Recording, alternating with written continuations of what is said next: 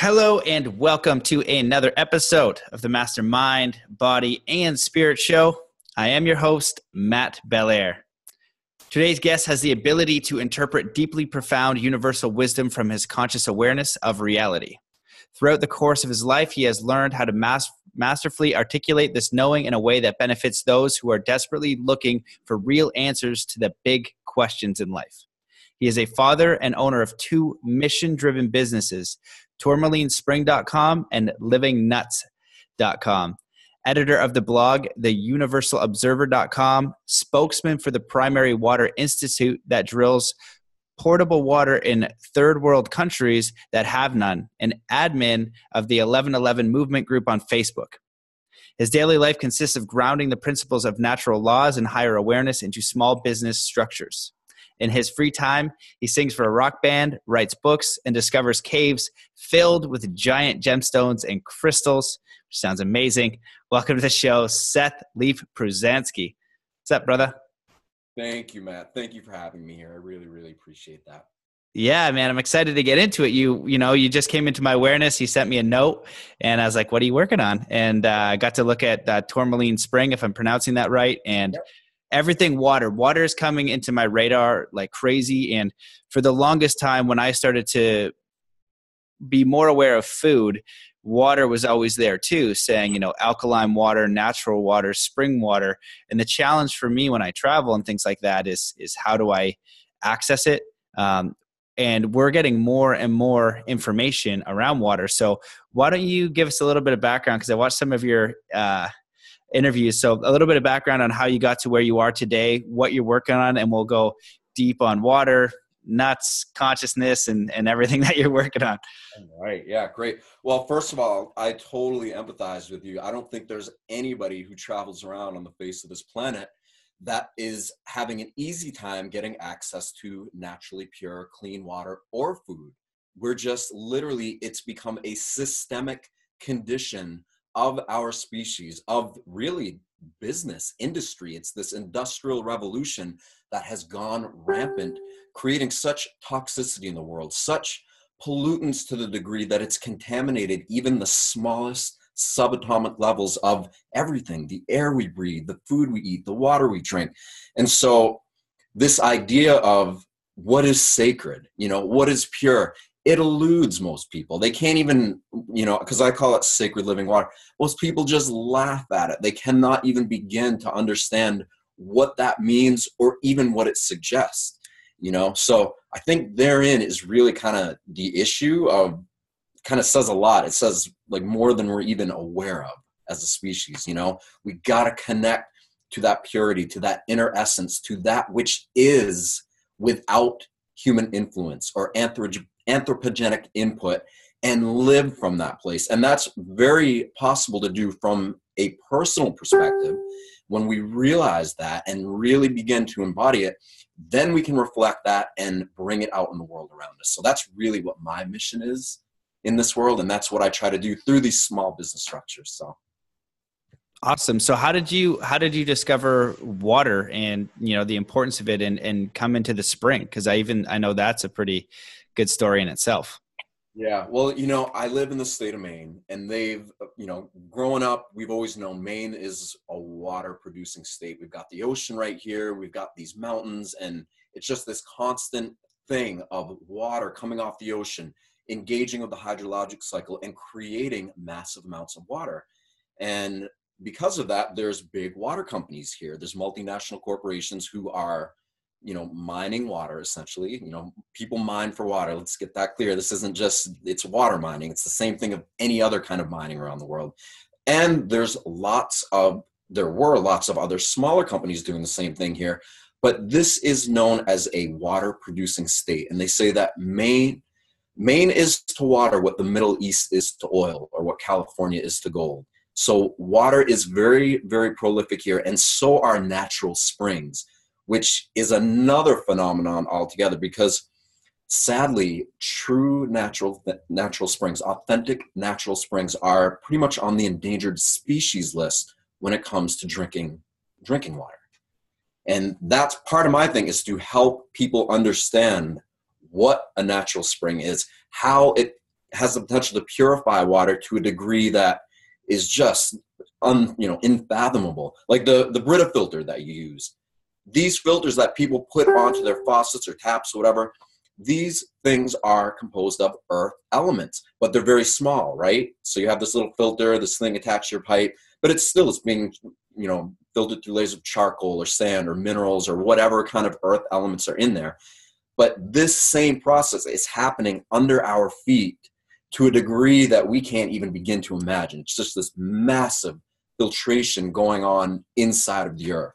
So there's that, but then there's a whole other element to this that is mind-blowing. Let me just start this. Have you ever thought I'm going to ask you a question. Have you ever thought about where the water comes from? The oceans, the lakes, the stream, like the water on the surface of the earth. Have you ever thought about where it comes from? Yeah, I have actually. I did a session and I had to meditate on water, and it was a very fascinating experience. And realizing, I recommend everybody do that. Just do a meditation just on water. Now, when I did that, I don't know where it exactly comes from. I really had the deep understanding that was in me, and it was resonant. And then there's oceans, and then there's streams, and it's kind of like going through a body, like veins. You've got these bigger reservoirs, and then it's even up in the sky. But then all of a sudden, when you get to space or whatever, all of a sudden water stops. And so that's like, why does water stop there? And then it's in the trees, and it's in all life, and it's almost this like force or energy. It's the most fundamental thing in our earth sphere for life. And just really connected to that deeply. So I just wanted to share that. But I don't know where the heck it came from. No, I could use some help. Well, in response to what you just said, it's absolute. Water is the one element. You want to talk about something that has the potential to unify everybody, to bring us all together and realize what we all have in common. It is water. It's in our blood. It's every single thing. It's responsible for everything. At the highest levels, they say that our very consciousness, this miracle of life that is literally embodied in our being, is attracted or magnetized to the water of our body. That's a crazy thing to think of. But anyway, let's bring it back down to earth. We'll get into that later. I always wondered, I was like, where is all the water on the earth coming from? Because I remember being a kid in school and being told that all the water that exists on the earth is all there is. There isn't really a drop more. It's just part of the hydrologic cycle. It's constantly being recycled, and that's it. And it came, I was like, wait a minute. All the water, there's not a drop more. That didn't make sense to me. So it can't be. This is all there is, and that's it. No, there's got to be a bigger story. So then I started looking into it and asking more people, and nobody really had any good answers. Until my science teacher said, oh, water comes from space. I was like, what? What do you mean? Water comes from space? Like, what does that mean? And he said, yeah, all the oceans, all the lakes, everything that exists on the face of this planet came from outer space, from comets, meteorites, asteroids, celestial bodies that have broken apart that had ice or moisture or some kind of water content on them, coming through the Earth's atmosphere and essentially seeding the Earth with water. And I mean, there's scientists who have it calculated right down to the 4 billion years the planet's been here, this many comets, this many asteroids, and that has created the amount of water that exists in all the oceans of the world. And I was like,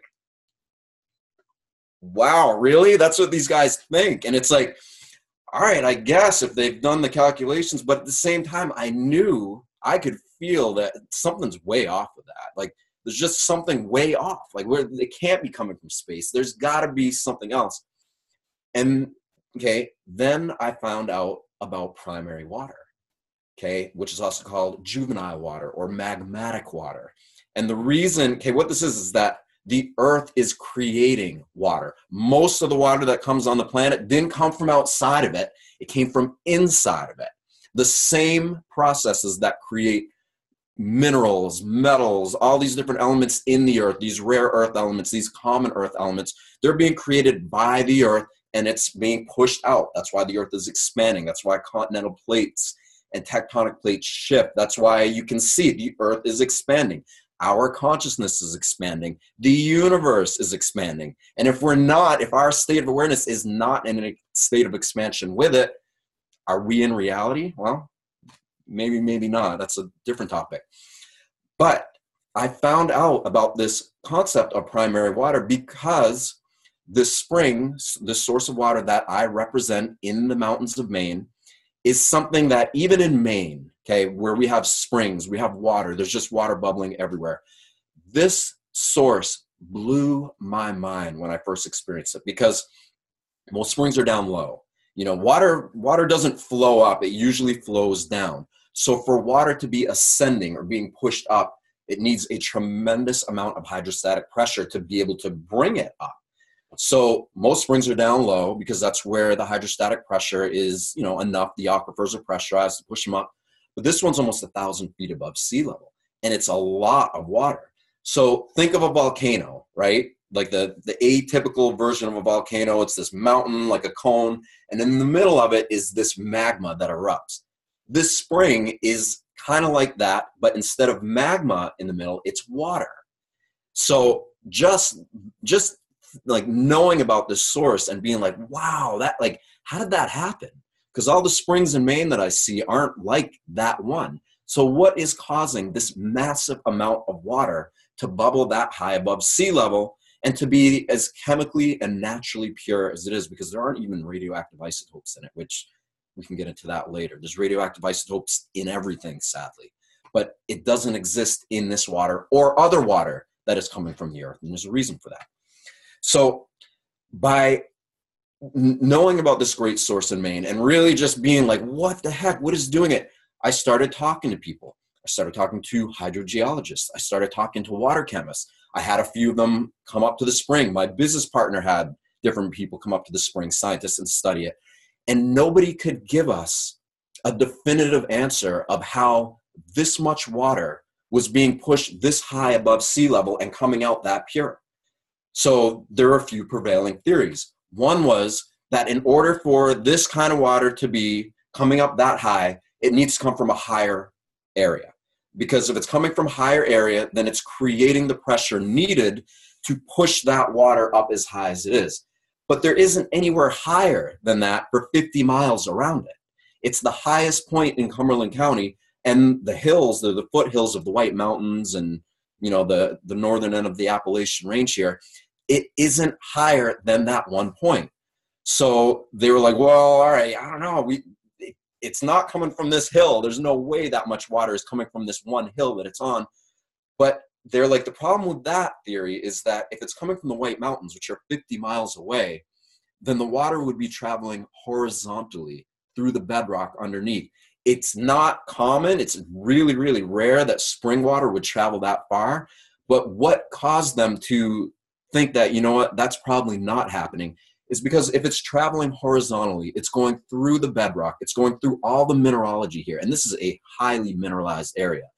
And if it was doing that, the water would have a very high TDS, which means total dissolved solids. This water doesn't. It has a very, very low mineral content, which again is another perplexing feature. So there's no way it's coming from the White Mountains in New Hampshire and up north in Canada, because there's just no way it would be coming through the ground at that surface level. There'd be tons of minerals. It'd be hard. There'd be this, there'd be that. So finally, nobody could give me any good explanations until one guy, a water chemist, said, have you heard about primary water? And at that point, I hadn't. I didn't know anything about it. And he said, look, it's the only explanation. And, you know, and this guy's a 40-year veteran. He owned a water testing laboratory. He worked in some of the biggest bottling companies there are. This guy knows water. He knows lab analysis. He knows how to read water reports. He understands the molecular structure of water to a degree that most people can't even relate to. And he was saying this to me with a sense of like, yeah, it's probably primary water. And I was like, John, why are you saying it like that? You're not like real confident. You're not giving me that surety that I'm looking for. And he's like, well, it's kind of a contentious topic. It's a hot topic. It's something that not all mainstream science is coming to terms with. And I was like, well, what do you mean? Tell me more, tell me. And he essentially explained, he's like, so this is the theory. The earth is creating water. The same magmatic processes, as I mentioned before, that are responsible for creating all the other elements that eventually surface on the planet, you know, from metals, heavy metals, to crystals, to ores, to rare earth elements. Anything that is related from geology is being created by the earth, and it's going through this process that could be going on forever, you know, since the dawn of this planet's inception in the universe, in the galaxy. So as a result of that, it also creates water. And it's kind of very common sense when you think of it, because it can create these crazy rare earth elements. Then surely it can take hydrogen and oxygen and bind them together to make water, because that's all really water essentially is at its base form.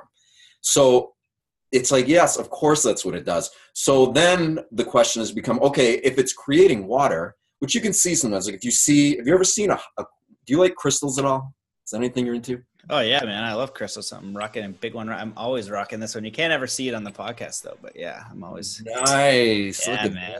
that. Yeah. Beautiful. I got crystals all over the place, man. Once right. you go to Gem and Jam, you're stacked up and you just kind of hoard your way out of Gem and Jam with as many as you can carry.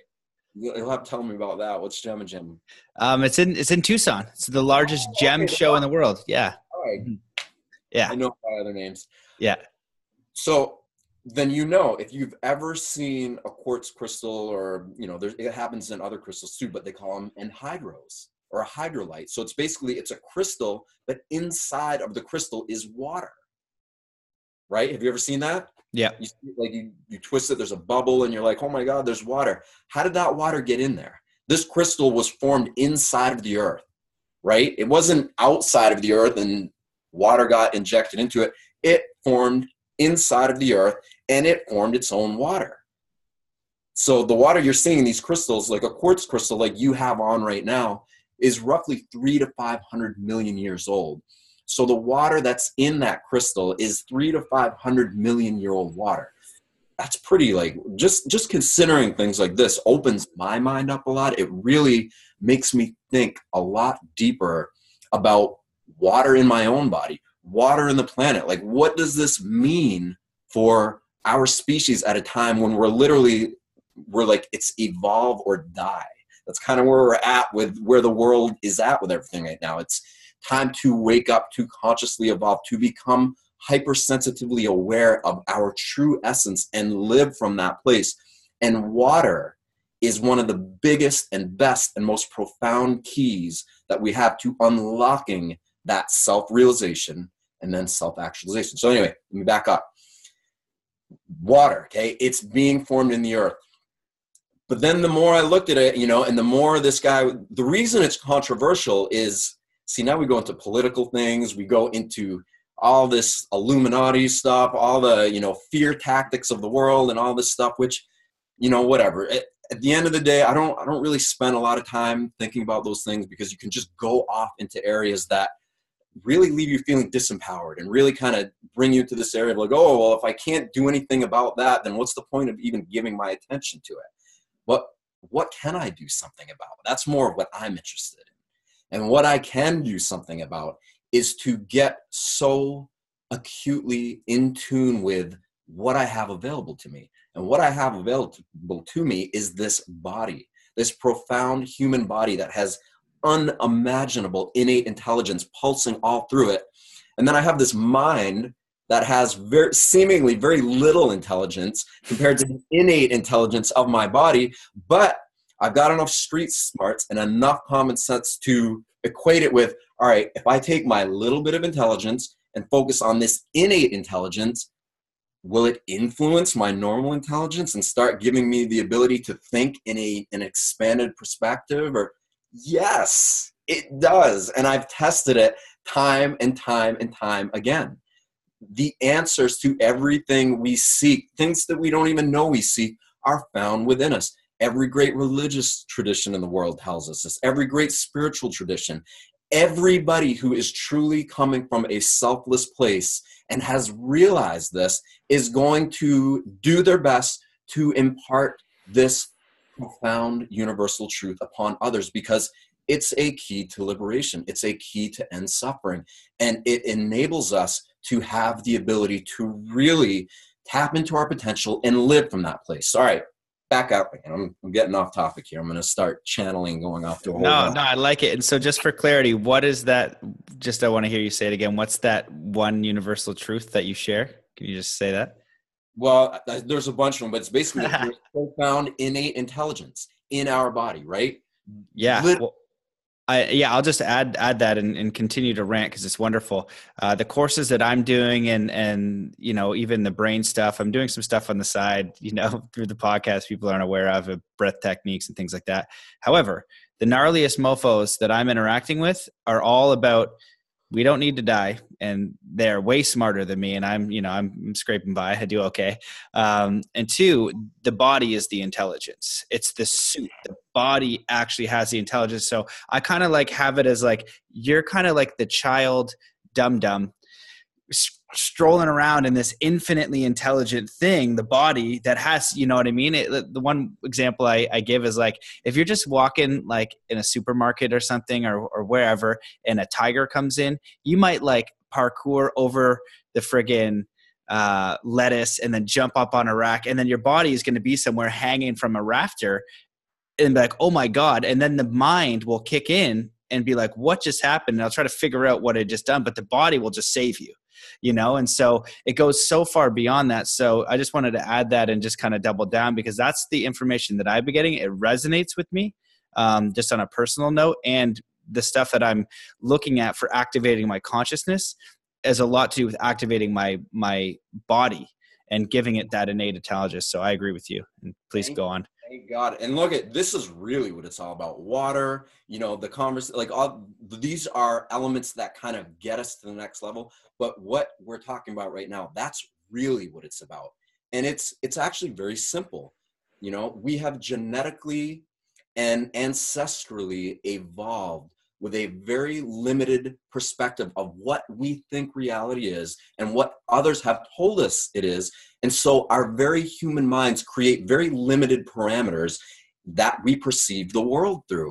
And when you have a bunch of people, like say 7, 8 billion, whatever on the planet, all thinking within these relative parameters of what they perceive reality to be in this moment, with the conditioning and the influence of what others have told us about it in the past, it can make it very difficult to break through into a much deeper understanding of the potential we have available to us.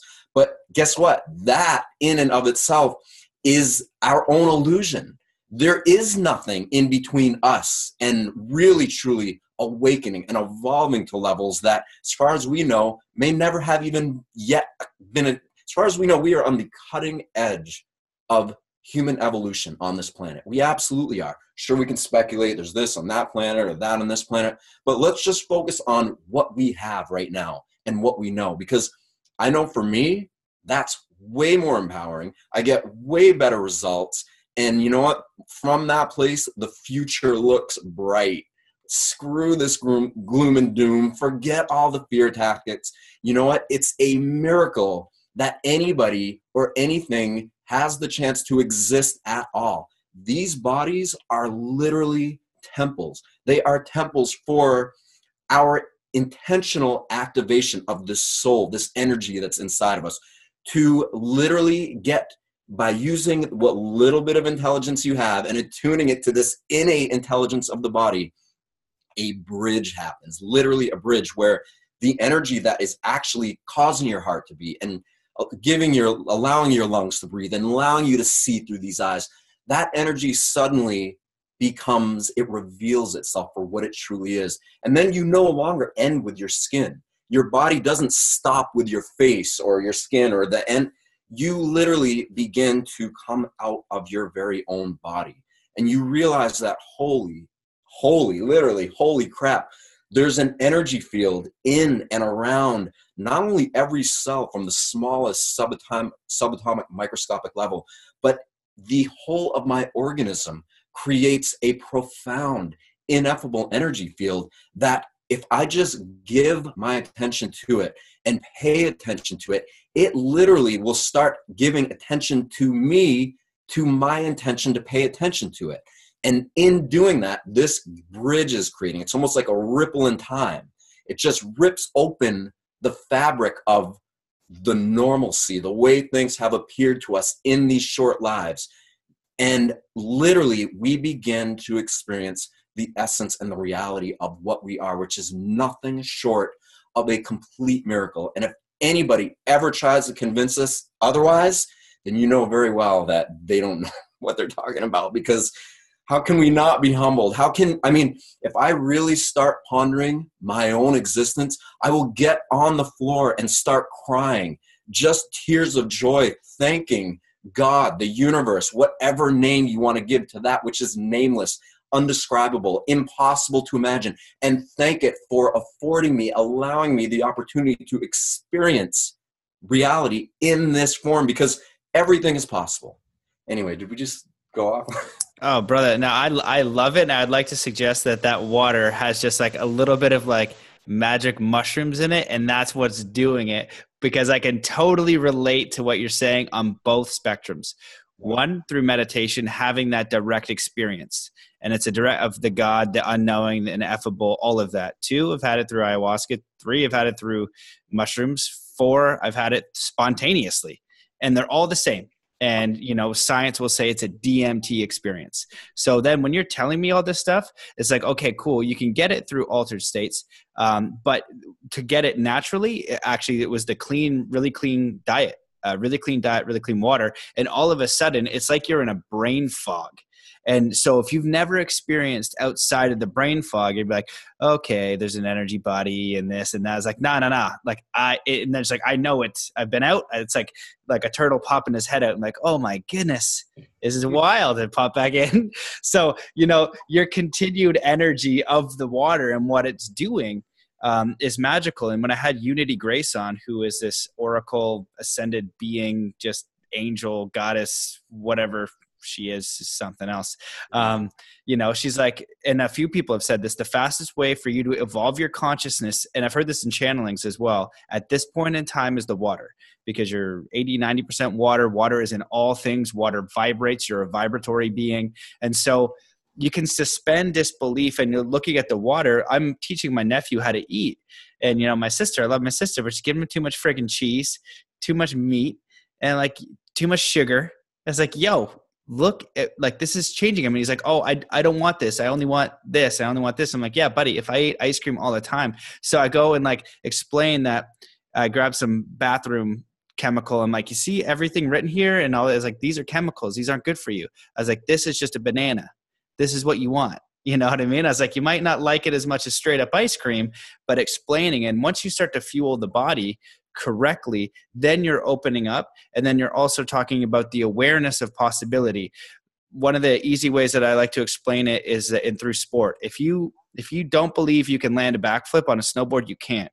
If you spend one day with me and you've never snowboarded in your life, and 1 or 2 days and you're going to be turning, if you 100% believed you could do a backflip and committed to it, and I showed you how, you could probably land it. It's actually not that hard.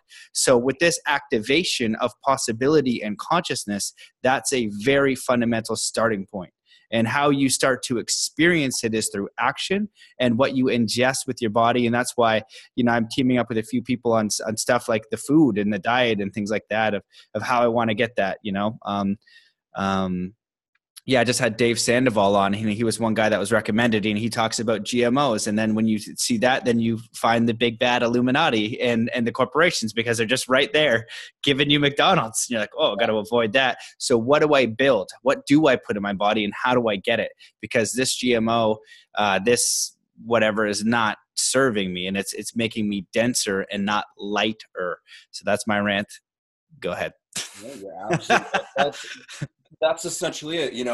All these different substances, they show us the window, but essentially what the window is, the deeper you look into it, the more lucid, the more clear you become. It's really just a matter of purity. That's why children have such awe and wonder. They're naturally in this like, anything is possible kind of state. We're still like that. We are still like that now. And it really just takes the realization that much of how we think we perceive the world was never really ours to begin with. It's learned behavior. And we've learned to accept the appearance of things and just think it's normal. Oh, that's normal. Really? Because last time I checked, we're on a spinning rock, you know, unless it's flat, which who knows, but essentially we're on a blue and green spinning rock out in the middle of space. Okay. What's going on? McDonald's, corporations? No, what's going on is space. That's what's going on. That's what nature is. That's what's going on this planet. The only thing that's not in alignment with that are people. But we just don't seem like we are. So it's our job, those of us who are able to observe or see beyond the appearance or the illusion of things, to do the work, to take responsibility really for just perceiving things as they are, or questioning it. Like, okay, if I feel polluted, if I feel like there's something inhibiting my ability to have a deep natural understanding or connection to this flow state or this energy, what is it? Because that's the work. That's the real job. You have to rewire your sense of self, rewire your perspective of reality until this natural purity begins to bubble up inside of us, the purity of our soul, just like a spring out in the woods of Maine or in the mountains somewhere. That natural purity bubbling to the surface is the carrier for the essence and truth of reality. And you know what? It's available to everybody, everywhere, at all times. And there is nothing or no one that can take that from us unless we allow it. And we just don't know that we allow it. And that's where the issue comes in. So that's what you do. That's what I do. That's what this big movement of people is doing. We're out here just saying to everybody, guess what? You already have everything that you've ever needed to transform not only your life, but the entire course of this planet, because it's only just a matter of perception anyway. Heck yes. I was going to give you like a slow clap. I was like, I was hoping you were going to keep going. I'm so down. I will, but I don't want to take up too much space because that's my favorite. I just listen. I'm hearing it. It's good. So I'll just double down and totally agree. It is perception. To me, I've been trying to figure out the difference between an awakened person, woke, which that hashtag pisses me off because most people don't even know what that means. Awakened. And not awakened, and it's like, oh, is it Illuminati? It's just, they get so confused. It's connecting. Like the few things that I've discovered is you take 100% responsibility for yourself and your life, no matter what has happened. Because if you don't, then you're not a creator, you're a victim. You have to. Two, you become of service to others. You think about, okay, maybe I'm not going to go try and take my neighbor's PS3. I don't know. Or you'll go and try and like, hey, I wonder how I could help that person. I wonder how I could help others. And you start to connect with your own divine nature. You take the lens and you look in. And then another one while I'm ranting, it's coming up, is you start to question and configure your own reality from within. And so people don't understand, like I've done a lot of like personal development, things like that. You know, it comes out, one of them was like, oh, Matt, what are your values? So I go through this whole different thing. And then they go, okay, which one of these is your mom's? And I was like, oh, shit. And then so these three were my mom's. I was like, which ones are your dad's? It's like, oh, snap. I thought they were mine, and they weren't mine. And so then I got to right to the core of who I was in those things. So really rewiring and questioning reality, because people are looking at what's normal. When I was looking at, 50 hours a week or 50 weeks a year and 2 weeks off, in 40 hours a week, like that is not normal living. I don't see any natural animal or thing or somebody experiencing life as that a normal thing, but they accept it. All these, I don't see war as normal. I don't see the way society is set up as normal. I see it as needing massive repair, and I don't want to sign up for that. I'd rather try to create something that came from within, with aligned with who I am.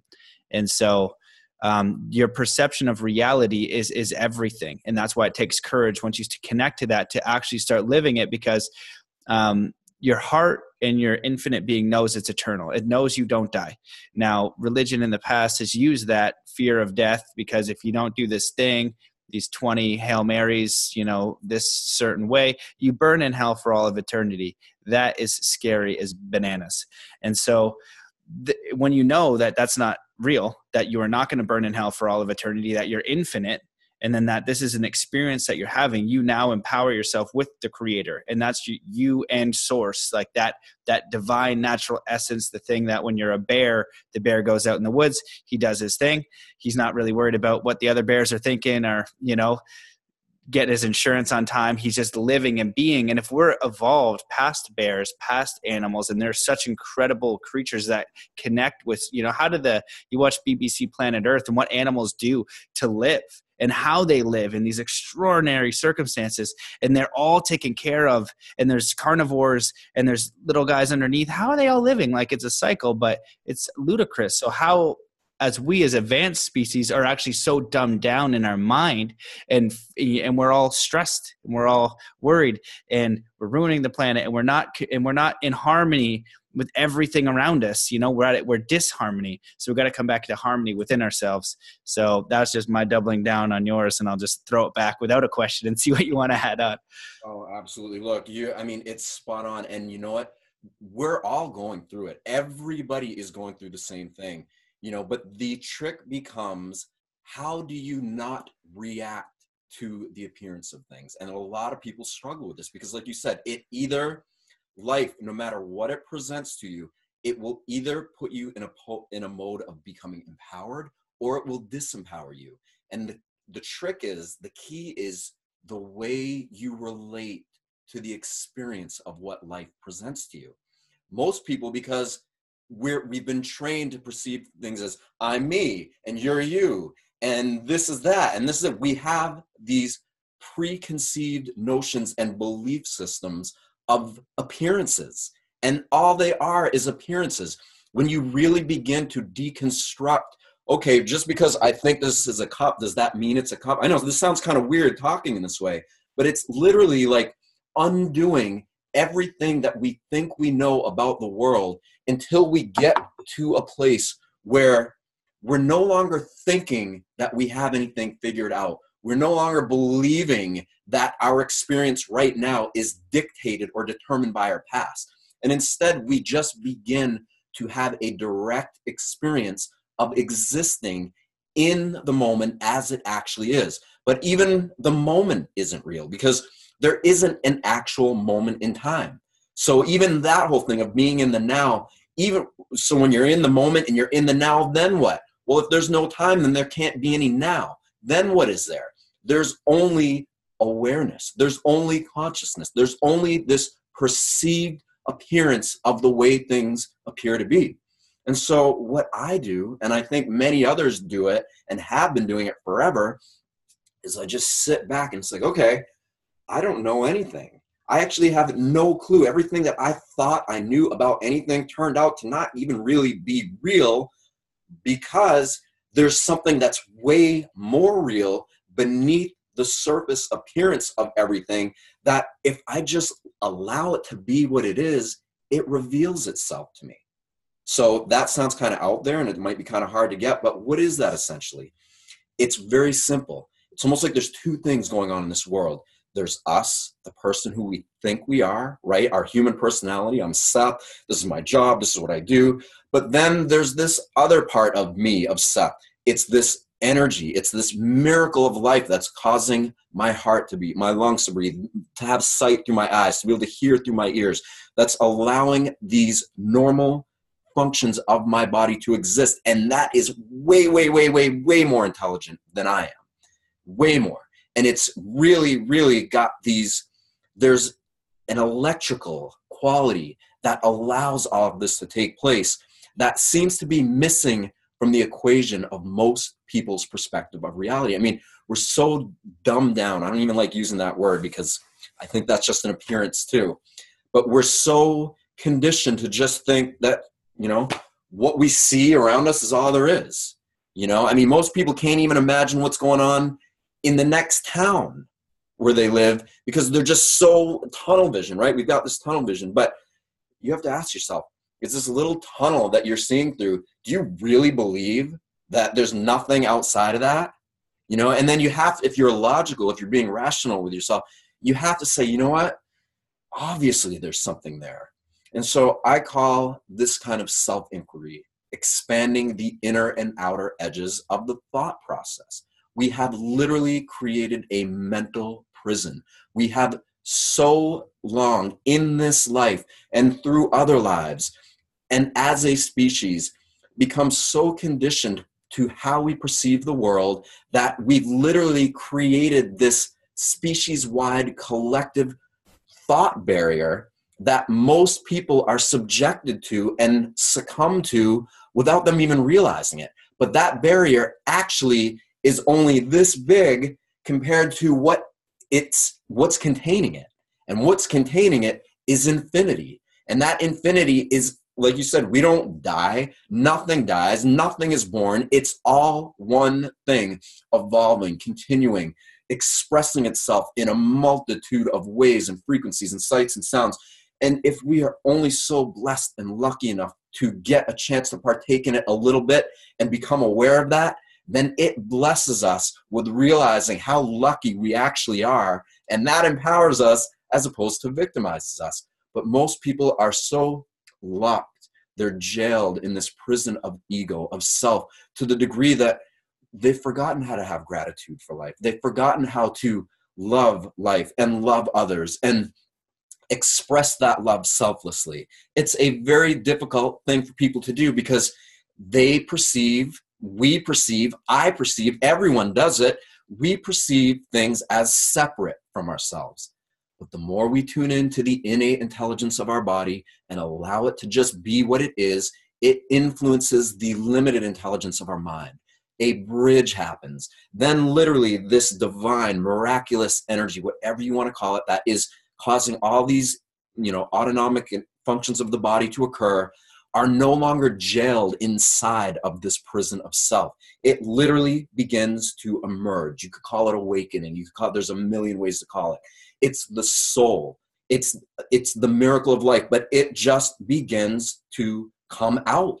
It's no longer imprisoned by this madman or madwoman or this ego, this person that believes the world to be a certain way. There's no beliefs here. There's nothing. There's only the experience of our awareness that if you become aware of that, it leads you to experiencing the awareness of the awareness.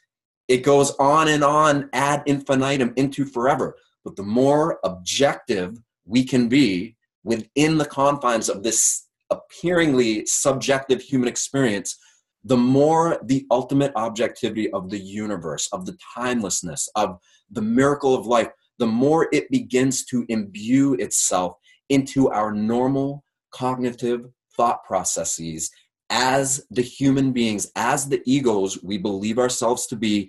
And that process, by engaging in it, instills these virtues of universality, of unconditional love, of the kind of virtues and principles that really, I feel, and so do many others, that it's time for those of us who are even slightly aware of this to really step into it, to really take responsibility for developing it further inside of ourselves, because it's this kind of perception that is going to change the course of our world.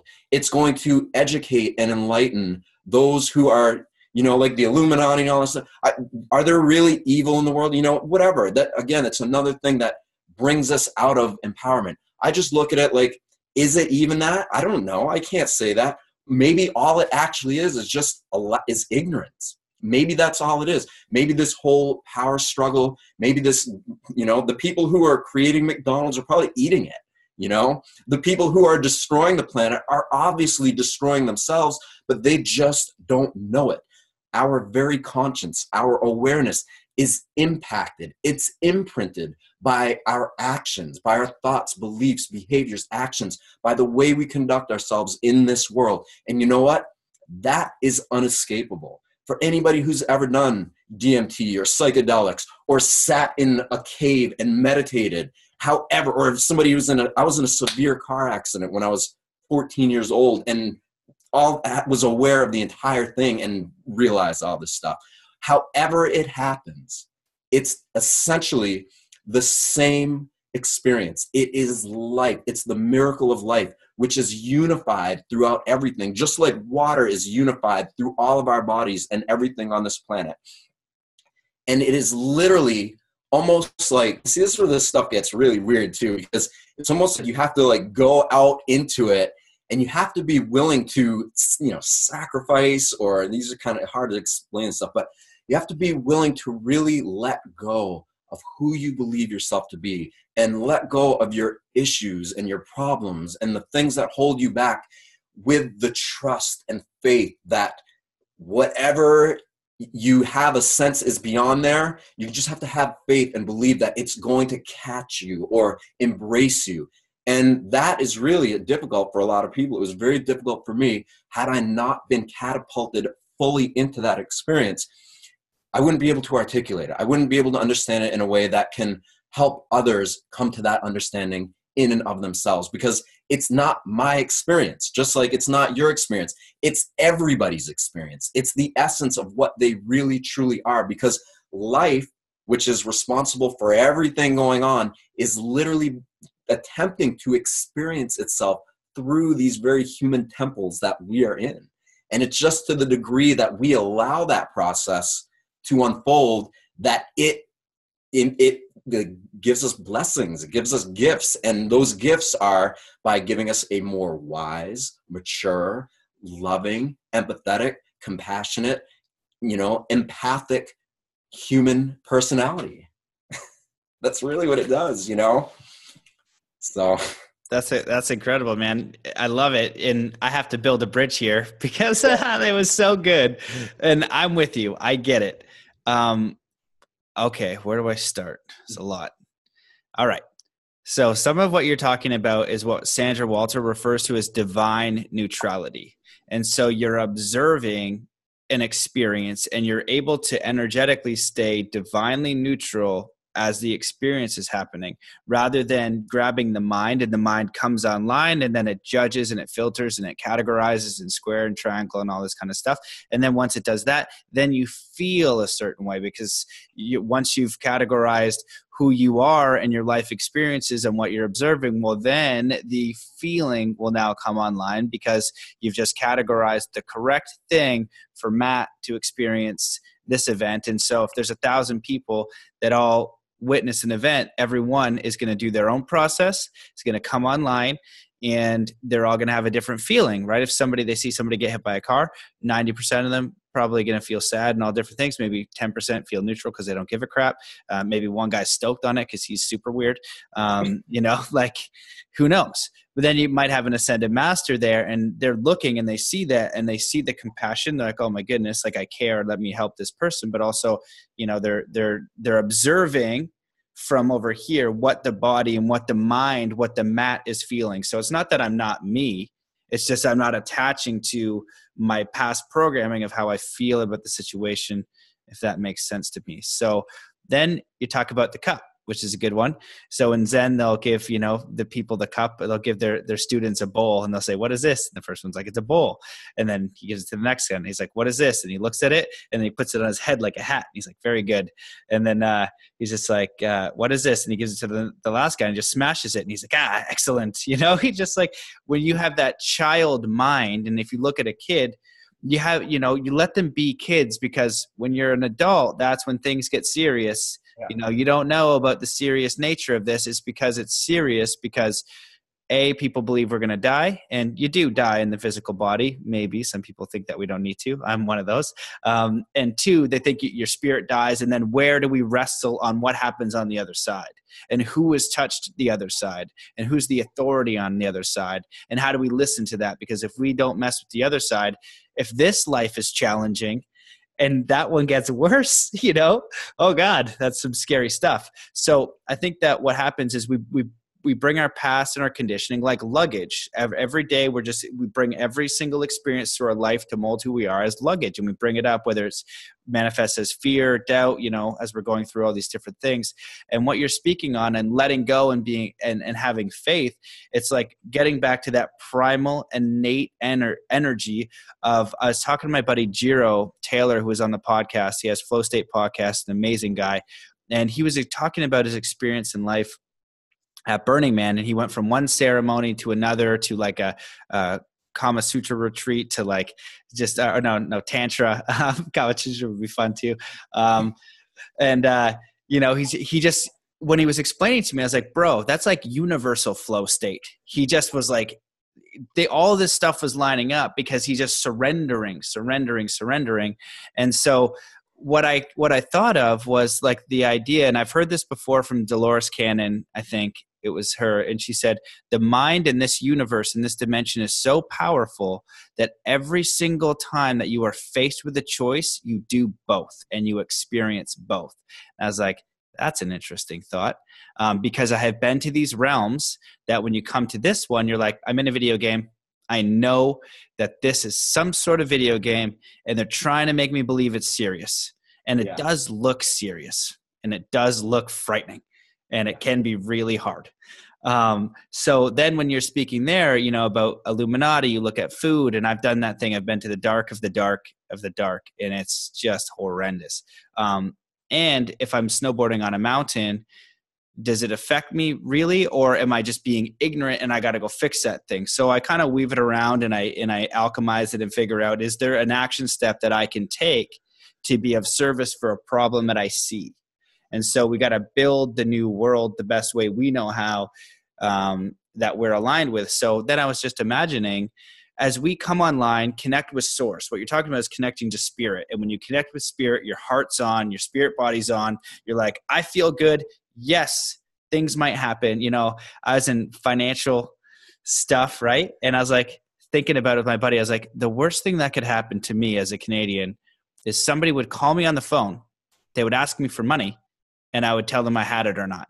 That's literally the worst case scenario, which is ridiculous. I might not have some of the toys I wanted, and that would be annoying. And I want to thrive. I'd rather thrive and support. That's a way better reality. And that's the one that I'm designing that one.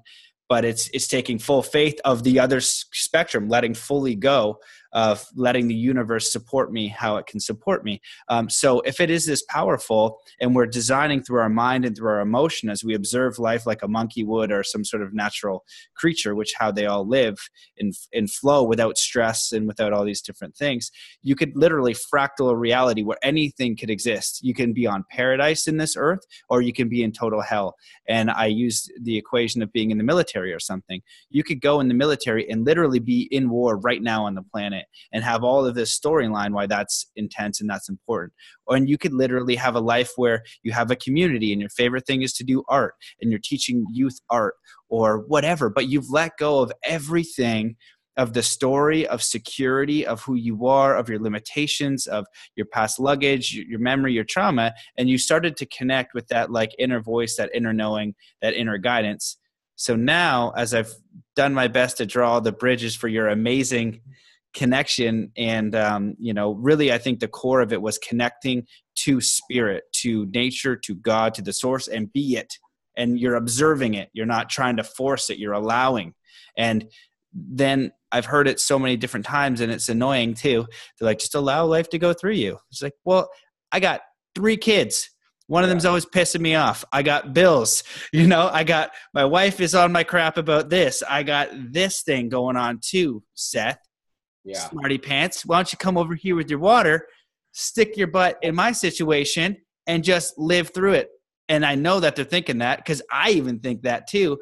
And I get both sides. So throwing that back at you, how do we get into that nature in the middle of the baloney that we're in, with the belief sets we have, with the responsibilities, because there are real responsibilities. We are in 3D. We got to get hockey skates for kids if we're in Canada. They got to play football if they're in the States, whatever the case is. So how do we bridge those two and make it happen? All right. First of all, amazing. Thanks, well said. I love how you brought all these things together. But you know what it sounds like to me? BS. Belief system. That's like, oh no. That sounds like bullshit. No, it's all BS. It's all belief systems. And so, becoming one with the universe, this isn't actually something that's outside of us. And in fact, it's something that is closer to us than the appearance of anything in this world that takes us away from it. Okay, what is actually going on is this miracle of life. It's the only thing that's actually really going on. What is secondary is the appearance that we're not unified with all consciousness. And that has brought us to a place where, as a species, we have generationally evolved with such a limited perception of reality that it has boxed us in to these very general relative thought parameters. So common sense, right? Again, we got to start, like, first of all, something's missing. All right, I have this life, I live in, why, this is what I ask myself.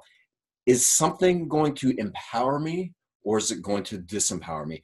Sure, I got to live in the world. I got to function. I got to create things. I have to work. I create businesses. I do all kinds of things. But it's my relationship to the way I do them that either empowers me or disempowers me or breaks me down. So it's, your attitude of gratitude. The more I choose to take time for silent contemplation, to really consider these things and be real with myself. Okay, let's just be totally real for a second. And I want to put one thing out there because I want you to remind me about it because it's so important. But feelings and emotions, okay? Let's come back to that. But right now, I'm going to go into this, okay?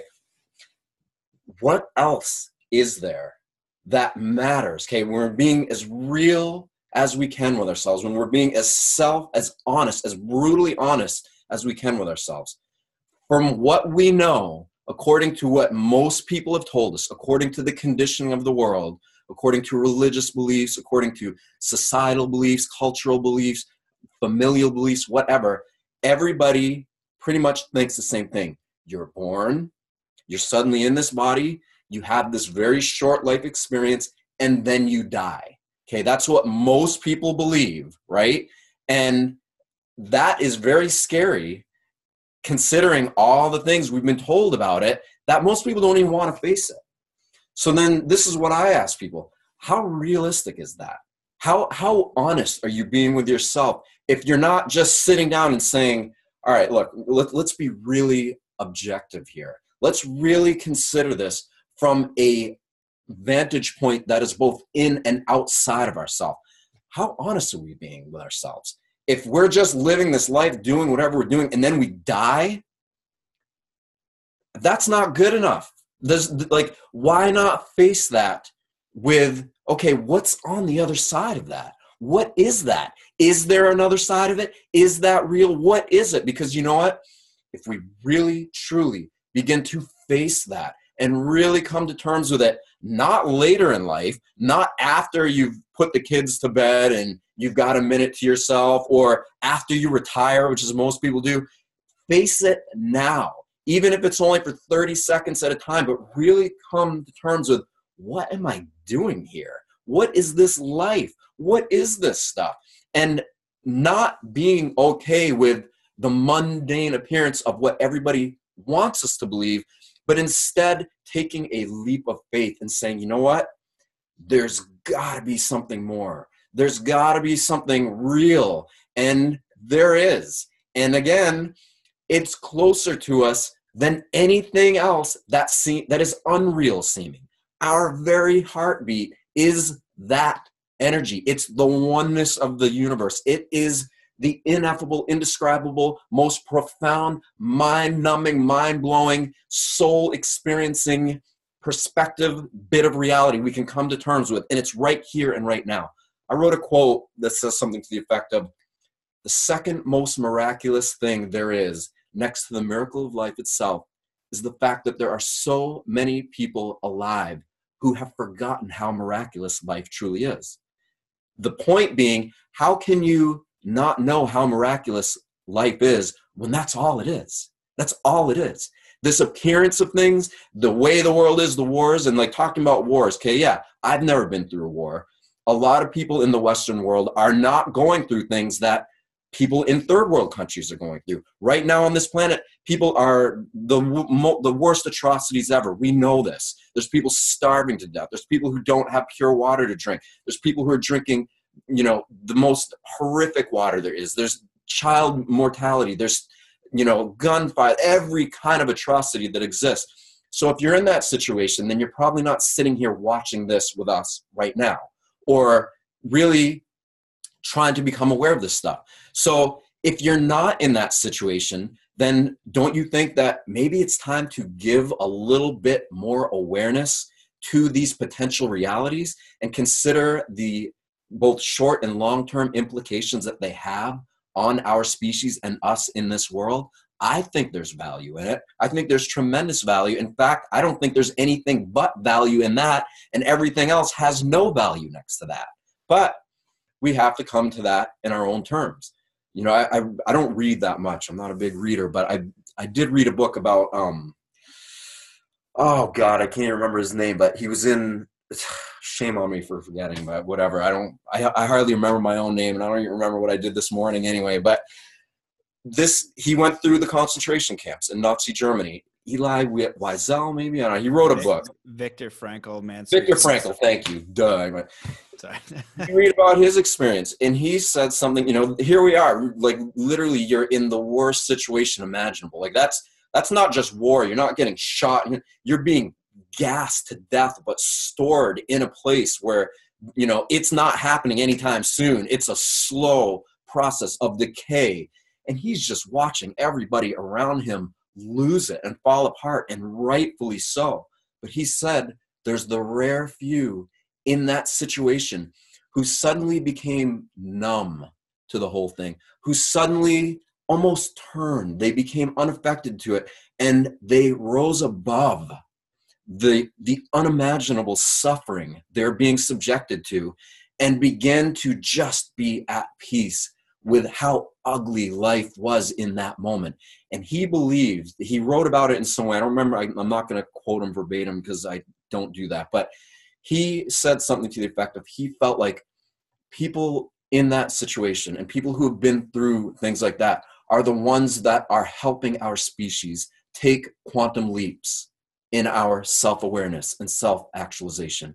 And my point in saying all this is, at what point do we really, as individuals, really begin to consider that everything we've been taught to believe about reality might not be so believable when you really consider what reality has to offer right here and now?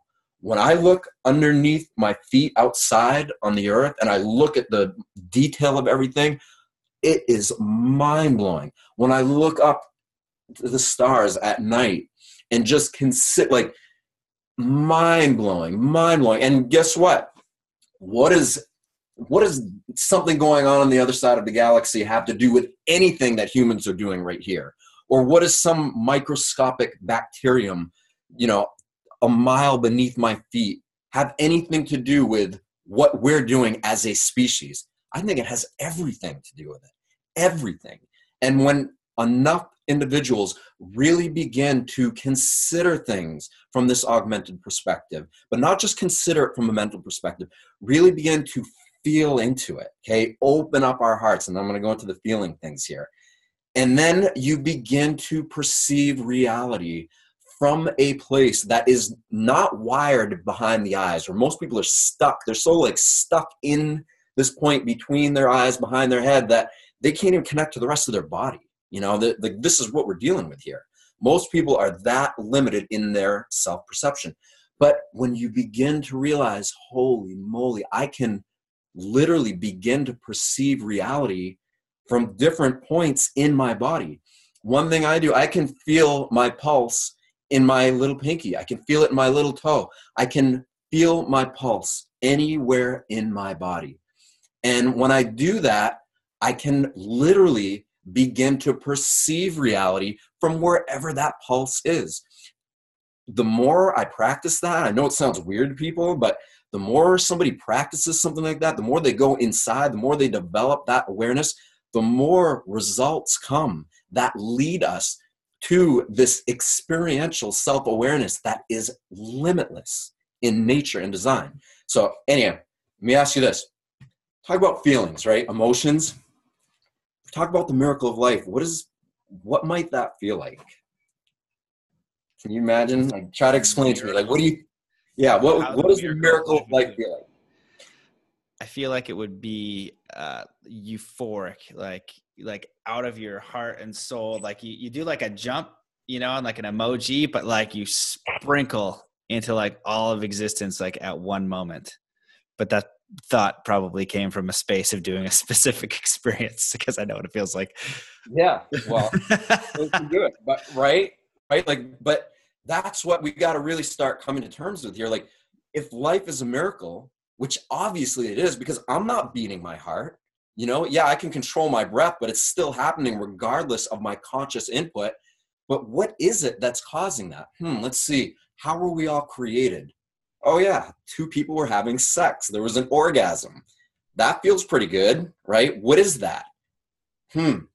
Maybe the miracle of life feels like the best feeling we've ever had times infinity, right?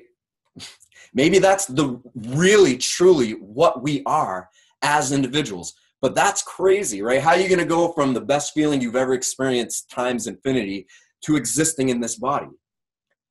Our very feelings, our very emotions, the things that we have accessible to us now have different octaves to them. So the normal feelings, just like our normal thoughts, the things that we experience and perceive, however, at whatever level, some people are more sense-oriented, some are more audio-oriented, some are more kinesthetic. However you best perceive this human reality, if you develop the way you perceive it and engage your emotional response with an attitude of gratitude, with this awe and wonder and innocence, like the eyes of a child that is yet to become polluted, your feelings, your emotions literally begin to open up into different octaves of potential, almost like fractals that have always been there waiting to develop and open up.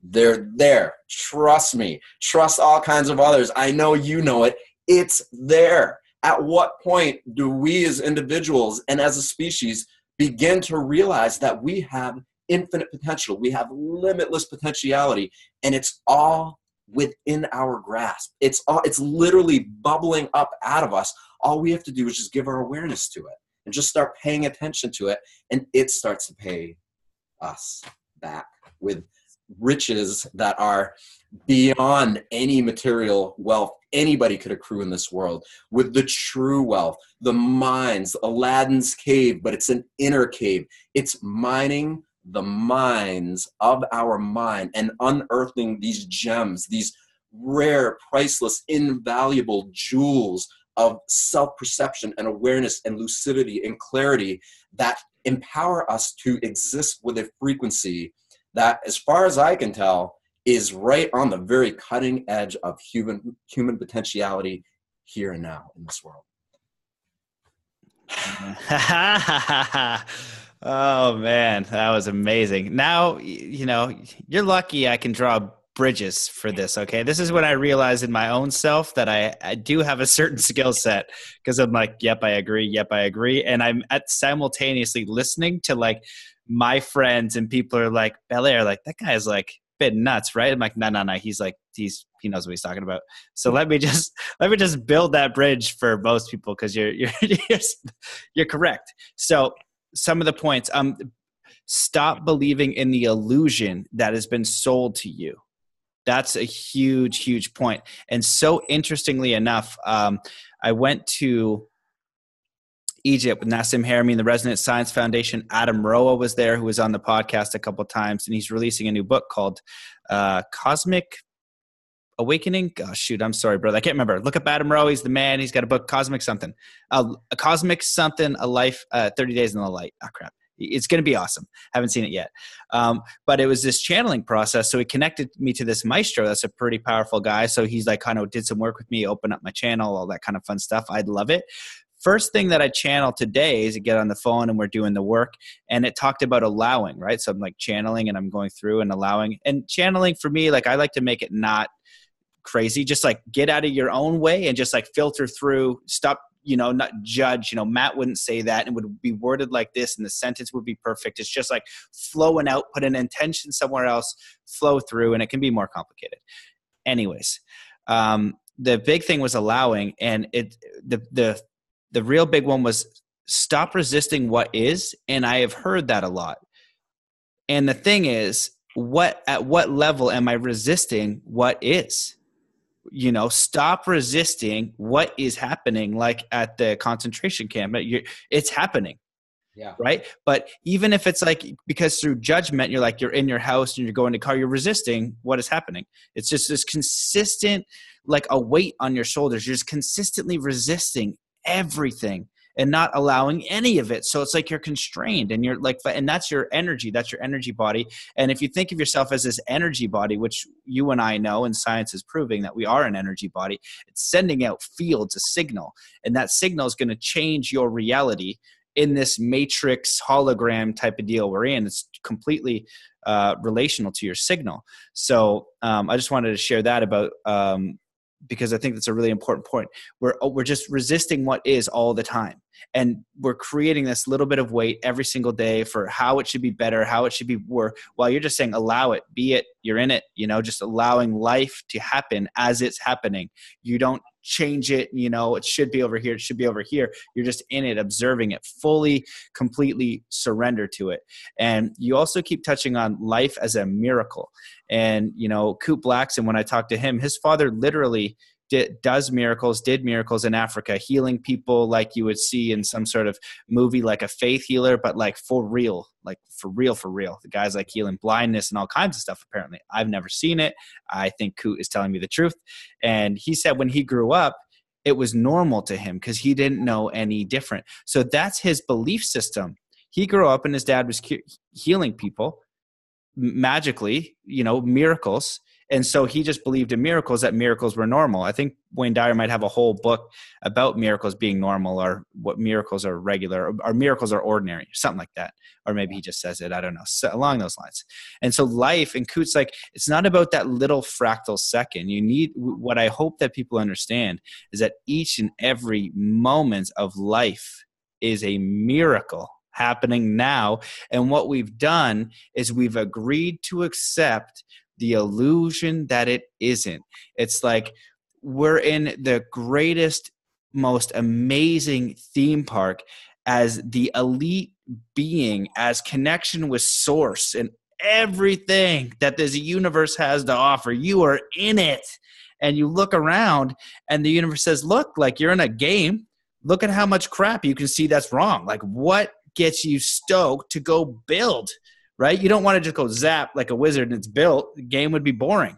Bing, bing, bing, bing. Like, oh, get me out of here. It's like, yo, build it, and deal with all of these little tiny like Koopas. They're just Koopas, the resistant Koopas. Just jump over them, and you're going to keep jumping over them because you're aligned to build this thing. And that's you, that's your mark, and you're so powerful. But we have this blinder that's been encoded through culture, through media, through all these other different things, and we're believing it. It's like I use the goldfish example. I think it's a great thing. You're a dolphin, right? And then they did goldfish conditioning. And so you're believing you're a goldfish, and you're like, well, bro, actually you and I are the exact same. We're no different, but you're a goldfish that's doing this, that's believing this, that's operating out of fear. And I literally, like 20 minutes ago, just jumped out of the water. The entire reality that you believe is a reality. You believe there's just water. Well, I don't know what a boat is, and I can't communicate to you what a boat is, but I saw a boat. I don't know what an island is, but I saw an island. Like, I don't know what an airplane is, but I saw like something else, and it goes up, and I don't know where this ends because it's like too much for me to handle. But what I do know is that is like not the exact like cusp of the top of what is possible. And I want to trust in what I am, because what I am is a part of everything.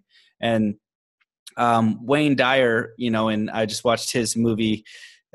Again, I forget what it's called. Kind of like, I just remember the meat and potatoes. And he's just talking to this guy, and it goes through the story. It's called The Shift. And this guy's going through this transition, and his life is really important because he's got to be a big name in film. And his ego, he's like, this is who I got to be, right? And everything starts to fall apart, and Wayne Dyer's just kind of helping him. And he's just like, well, number one, how do you want to help people? Like, who are you? How are you seeing how this could benefit others? And the big part was, if you come from, like, if an acorn falls from a tree, well, where does it come from? It comes from the acorn tree. The acorn is actually the whole tree. It's connected, and then the tree is connected to the earth. It's the whole entire earth. It's a fractal of the whole thing. So if you come from that divine, magical, miracle spark.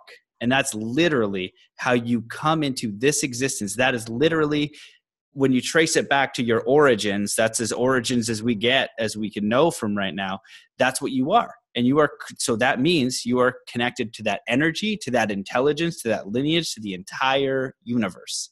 And so I think that what you're suggesting is this is way more magical, way more miraculous, way more extraordinary, and you're being sold that it isn't. And we're hoping that you just stop buying that.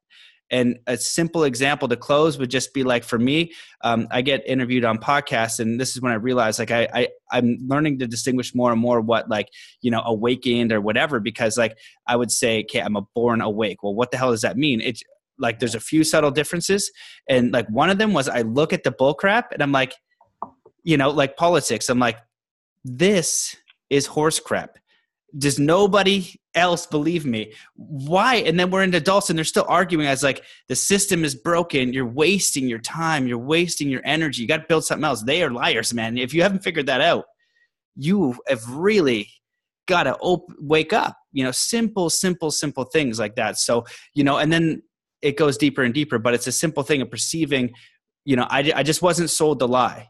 You know, I'm just, and looking, and if you feel into your heart, you're going to be able to see through it. So just question, you know, because that's the truth, man. We are more miraculous, and we are connected to divine, infinite source intelligence at every moment. And all you need to do to connect to it is go in.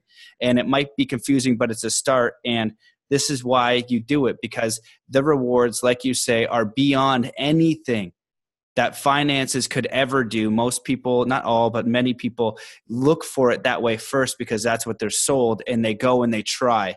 And Jim Carrey said, I wish everybody could be rich and famous so they could know that's not the answer, because you're still by yourself. As much cars, money, sex, everything that you can acquire in a physical being is just diminished in feeling from like actual connection to source, to who you are, to what you are, to remembering that you're a dolphin. Like, you don't, if you're a dolphin jumping out of the water, checking things out, you know, going around the ocean, you do not give a crap if Tom has 4 little goldfish cars and you're like, yeah, I could drive. That's great. But all I need to do is I need to get into the mountains so I can go snowboarding and like be in the bliss. That's what I need.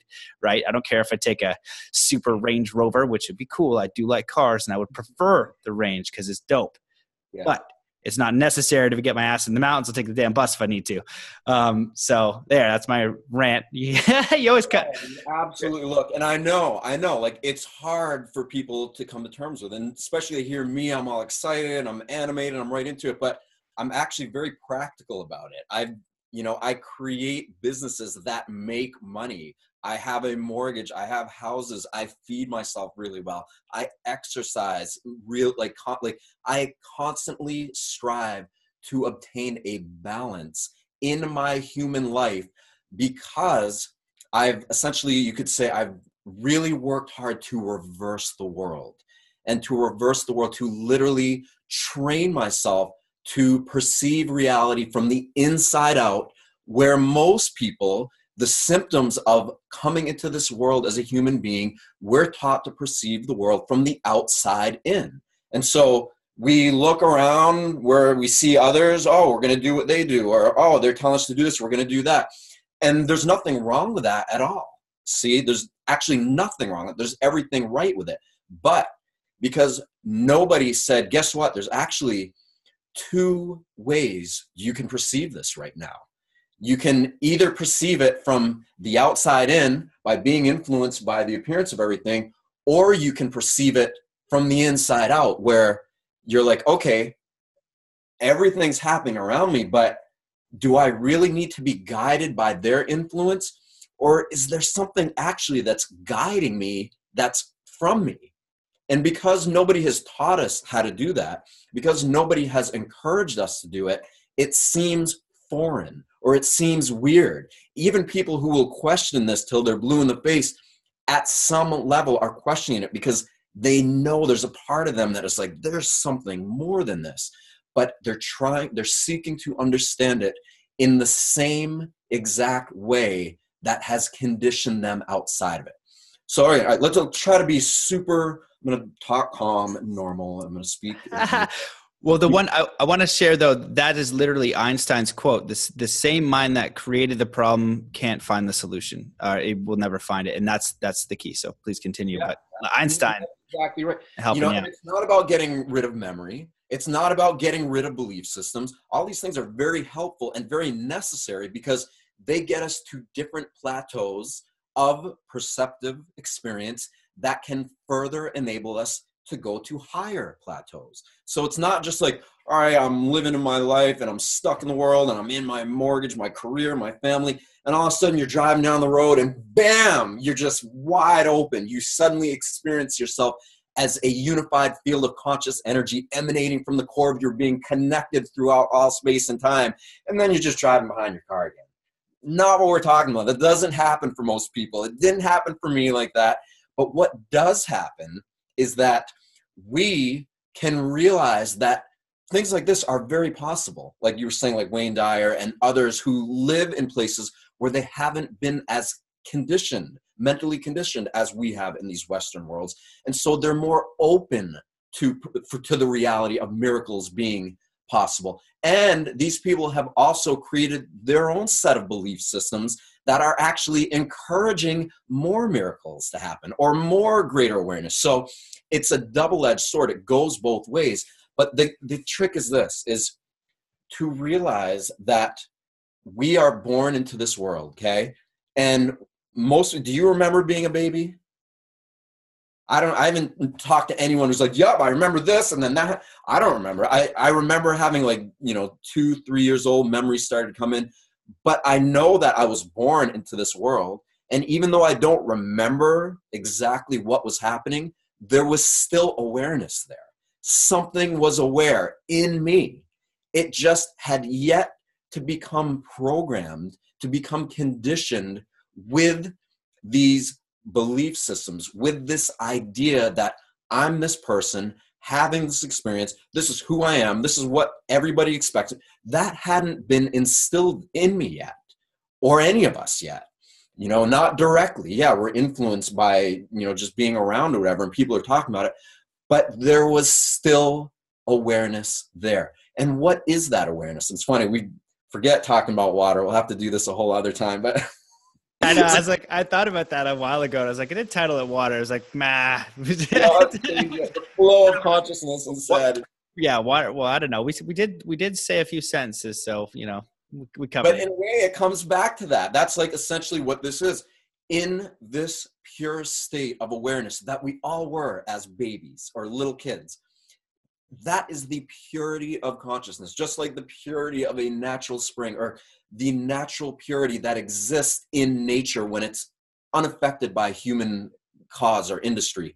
There is a natural purity of our own awareness that we came into this world with. It has always been there. It's with us right now.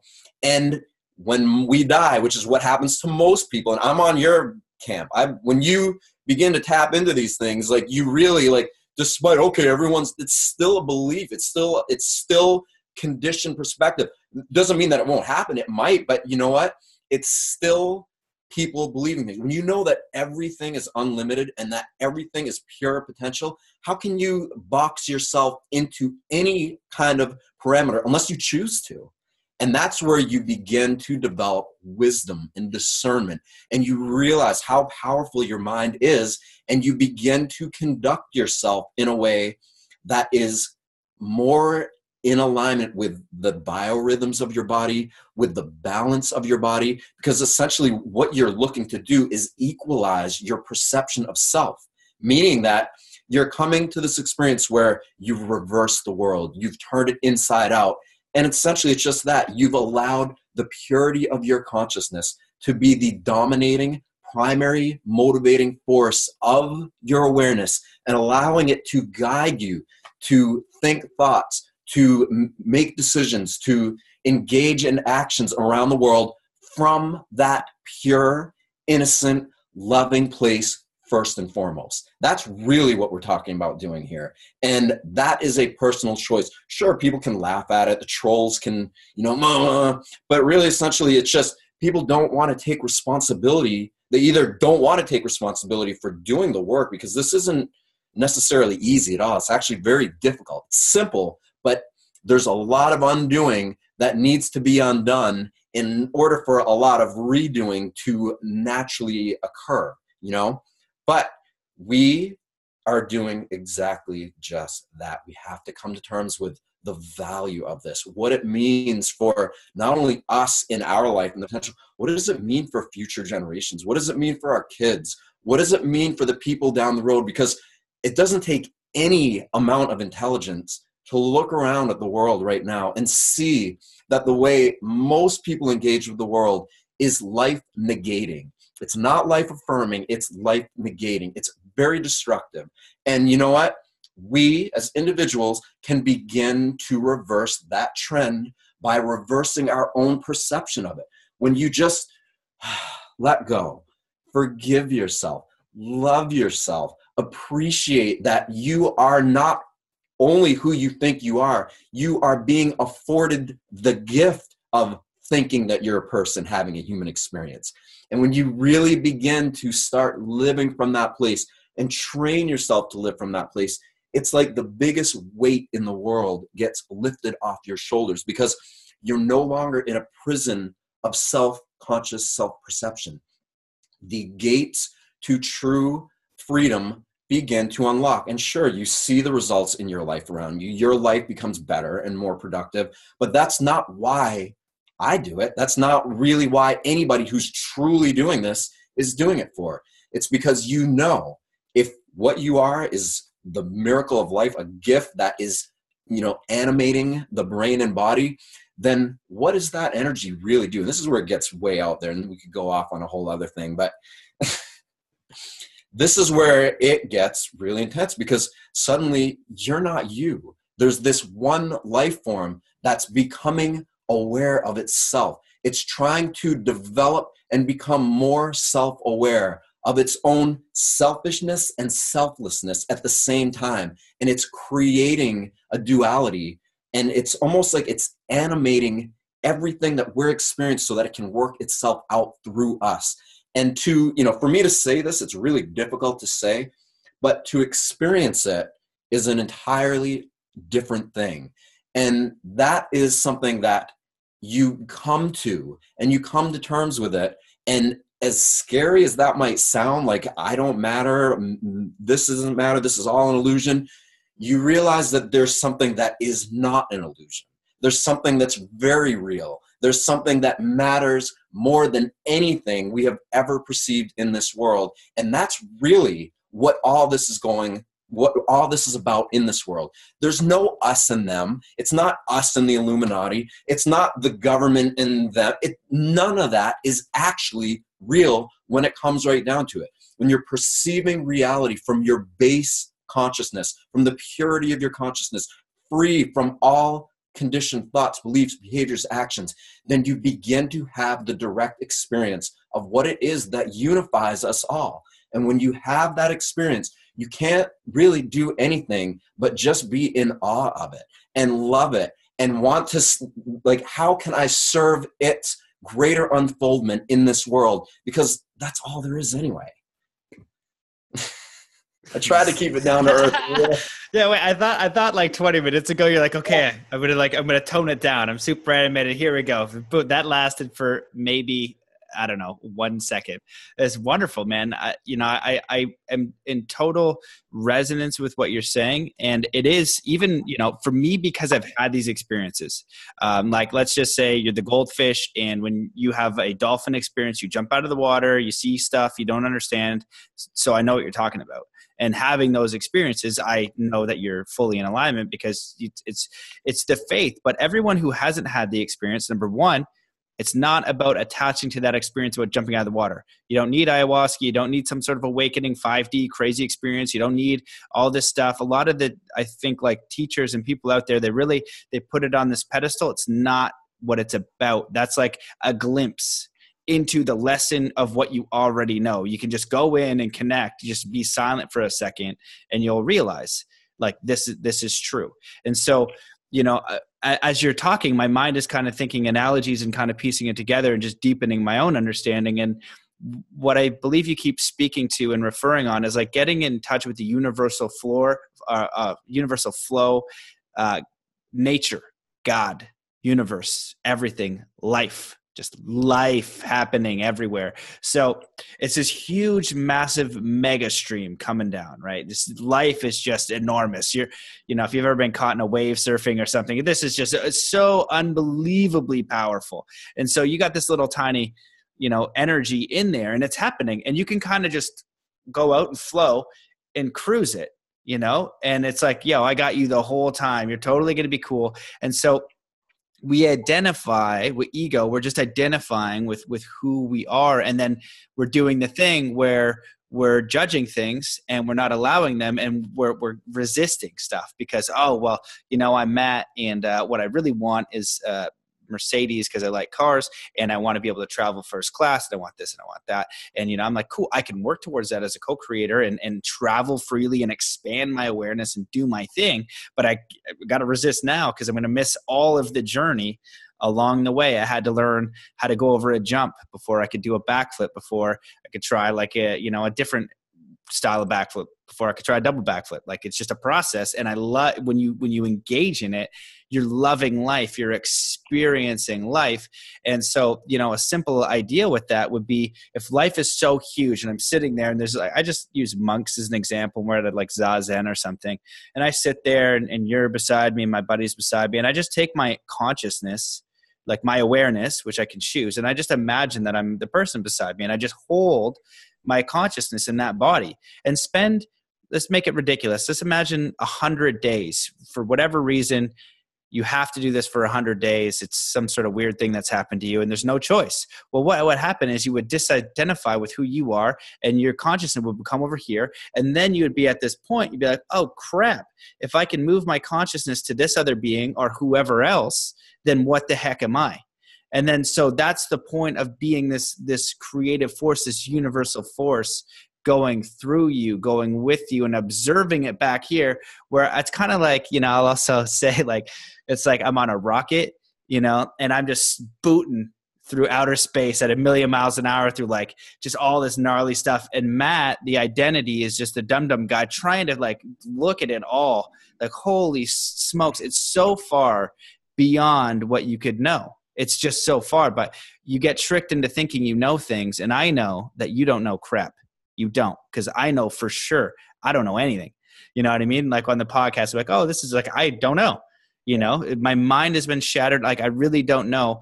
But what I do know is that I feel better and more aligned with life serving.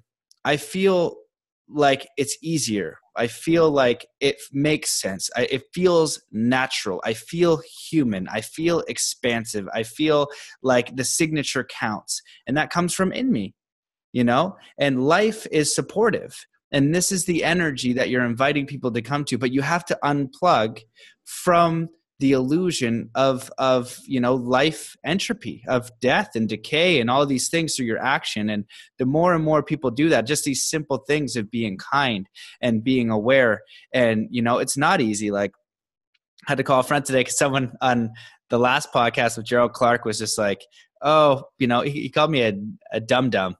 And it pissed me off, because I'm like super masculine too. As I try to explain, I am masculine. Like I'm like caveman, you know what I mean? Like if you come in, like if I see somebody, I don't know, boot a dog, I might go and just beat the piss out of that person. I don't know. I've always had the maxed out amount of masculine caveman energy. I've always had it.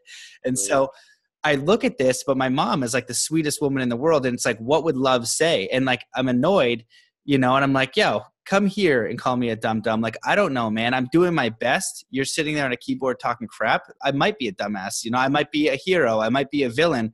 One of my coaches is like, Matt, you got to realize you are the villain. You're everything. And I was like, oh shit, I would be the villain for some people. I would be the savior for some people. But like, that's not up to me.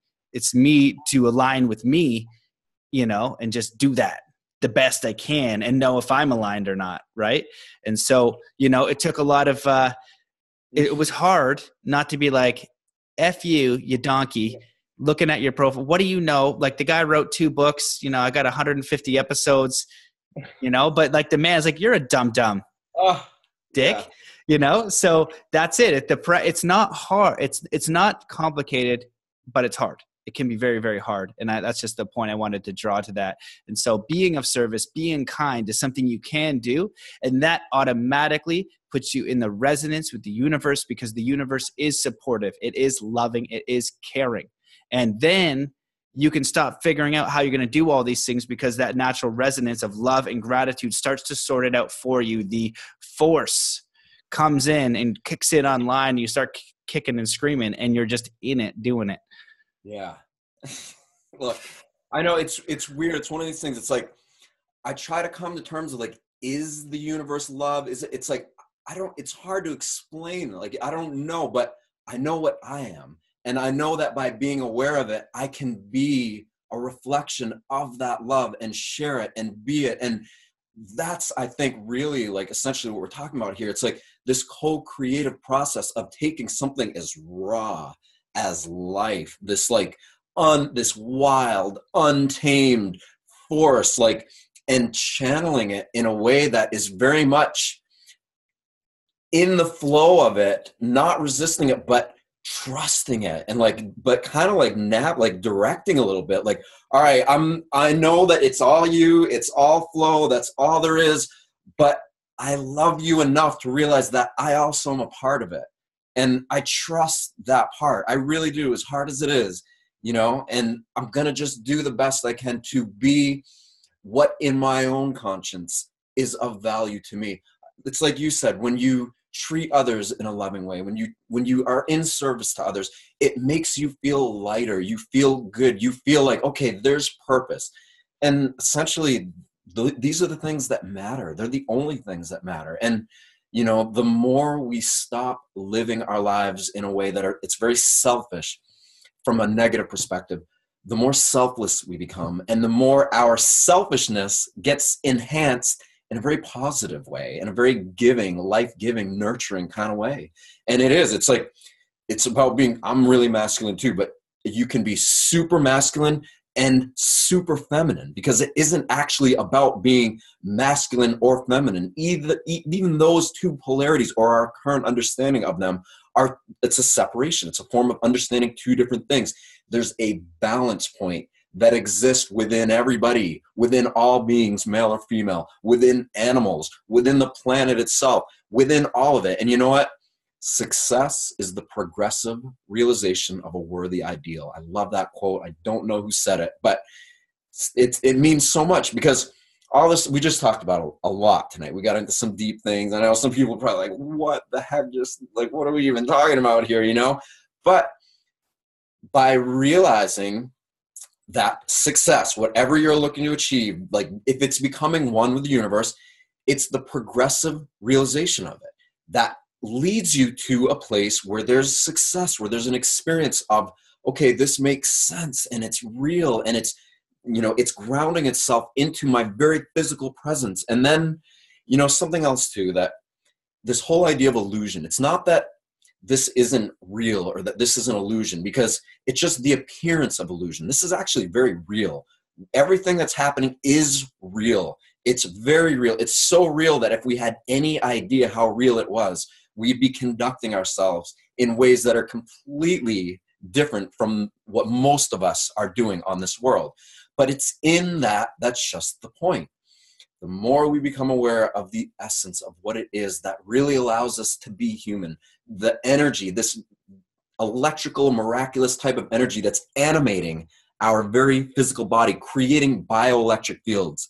When we start to identify with ourselves as literally an electric, some kind of weird, inexplainable electricity that's empowering this whole human organism, we begin to understand the true nature of this human experience, which essentially is like a living geometric field emanating from inside our every single cell, all around, all the organs, all our glands, around everything. There's countless living geometries, living geometric fields in and around every single thing and around us. See, I keep trying to take this down to earth, and we just keep. But that's what we're talking about here. I mean, that's really what we're trying to do, is bring the the unreal into the real, bring the invisible into the visible, and create a balance between the two, because that makes life better for everybody. And that's really it. I love it, man. Well, what I'll say to bring it down to the reality, what came up for me was, we're living, when you said it, yeah, this is real. We're in it and it's happening. Might be like some sort of illusion on one scale of things, but you're the co-creator. Yes, you give it away and you're the co-creator. It's like, yo, you are the entire universe for sure.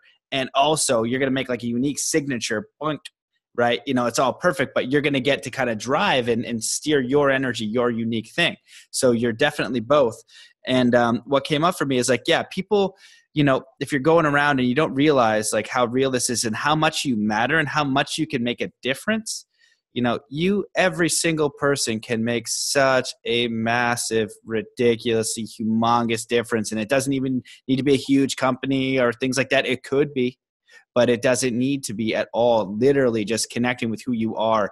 You're going to be changing lives. And that's a signature. You're being awake and just being conscious. Like, so the simple thing that I was thinking of in Whistler, if I see somebody litter, I pick it up. Like normally when I lived there, people were really good about putting things in the trash because they respected their surroundings. If every single day you go get a cheeseburger and throw the wrapper on the ground, it's going to accumulate pretty quick. So you're just aware of the impact you're having on everything around you, and then that's bringing consciousness to it. That is like awakening. I'm conscious that I have an impact on other people and the world. Very simple stuff. But the problem is we feel so disempowered by believing the illusion that screw everything and just throw it on the ground. I was driving in Ontario and some dude threw a coffee cup out the window while driving with some coffee cup in it. And so I went full masculine right away and was upset. And so, all I could do at that point was drive up in like the Toyota Corolla, look at him with the beard, and just be like, yeah, really? Right. Yeah. I was just like, come on, man. It's ridiculous. Give him like what the F, but that's just, and then on the flip side, that's just a disconnection. That's a disconnection with yourself. That is a disconnection with spirit. That is a disconnection with the earth. And if you are connected to all of those things, but it begins with you, and you just put that mirror back, and that's where everything is found. And just think about it though. Everything that we're looking at is conditioned to be out, right? That was such a good point. That's what we're doing. We're conditioned to be out. And the one thing that I wanted to touch on before I give it back was, realizing your death. Okay. So maybe you just die. Okay. Maybe you just die. So great. Maybe you live eternally, maybe anything. Doesn't matter. What we do know for sure is we are here now. And so if you do die, if you keep going, if you do whatever, and you take a life assessment and you look at the possibility in this dimension and this experience and this life, what is available for you to create, what's available for you to experience, what's available for you to do, are you so stoked on what you're doing? Are you taking that and connecting with it? Because that's all that matters. So basically, one of the things I like to do with people is like, yo, you should do a shamanic ritual. Or if I do some coaching, I'm like, okay, I'm going to shoot you in the face in 10 minutes. I'm like, what? I was like, well, verbally, like I'm going to end your life. I'm like the Grim Reaper. I'm going to come. I'm going to end you. Now I was like, hey, I just killed you. Now we're on the other side. You're now dead. Analyze your life. What does it look like? What were you stoked on? What were you holding on to? And from that, just even that little thought paradigm for people, like, oh crap, okay, I'm dead. Hold on, let me look, because this isn't guaranteed. Maybe I'm gonna get wiped out by a car or something. So from that little perspective, you're like, okay, give me another shot. Get me back in there, because I now have the courage. And that's why so many people with terminal illnesses or car accidents or things like that, they make a huge 180 because they're like, whoa. I would rather go all out, balls to the wall in a way that is aligned with me. And this is for me personally, many others, than just go and just exist and sign up for that illusion, which I know is an illusion. And, I'd rather fail at doing my best at whatever. Thank you. Thank you. Thank you for saying it like that. That's really, you just encapsulated the entire thing. Like, here we are. This is not a dress rehearsal. This is the real thing. What are we going to do with it? Like, really, what are we going to do with it? We're going to sit and complain and point the finger at somebody else? Or, you know, when we screw other people, we're screwing ourselves. When we screw the planet, we're screwing ourselves. And it's not a very nice tantric type of getting screwed either. This is brutal, like, you're soul fucking yourself. You're like literally that kind of thing. But even that, we got to let go of that. We have to really begin to embody the virtues of self-empathy, of self-compassion, of self-love and self-care. And we do that by showing respect to our body, by realizing that this is a gift. And it's our responsibility to really develop the gifts that we have, to live in a way that balances out the systems of our body, because it is in these bodies, it is through this human experience that we are afforded the opportunity to develop our very soul, the miraculous energy that animates the brain and body. But most people don't realize that, and it's not their fault, because nobody ever encouraged them to do this. You know, rare places around the world, people are blessed to be born into these Eastern realities or wherever, where this type of stuff is encouraged. But for most of us, it isn't. However, and we're victims up until that point, but when you begin to have your first taste of empowerment by realizing that, oh my God, this stuff is not only real, it's all that's real, it's all that matters, then you no longer can play the victim card. And you literally are then in a place of taking personal responsibility for further developing your self-perception of this miraculous animating force. And in the process of doing that, you develop, your gifts develop, you influence others, you become something of hope for the world, influencing others, because the miracle of life is not mine, it's not yours, it's not anybody's, it's all of ours. I'm not any different than anybody else, just like you're not, but we all do have a unique fingerprint, you could call it, of a soul, literally this living geometric field that is animating this very force that is our responsibility to nurture and usher. This soul that's in us, it's almost like a baby, except for it's infinite, it's forever, it's old. But our mind, our human ego is here to nurture it and develop it. And if you think of it in terms like that, if this energy that we are is the baby and it's our job to nurture it and take care of it, can't we do a lot more to really, you know, help it thrive and to help it grow and to make it strong? Don't we want it to grow its feet and be able to walk and maybe eventually sprout wings and fly? I know that's what I am interested in. I know that's what feels right to my human perception.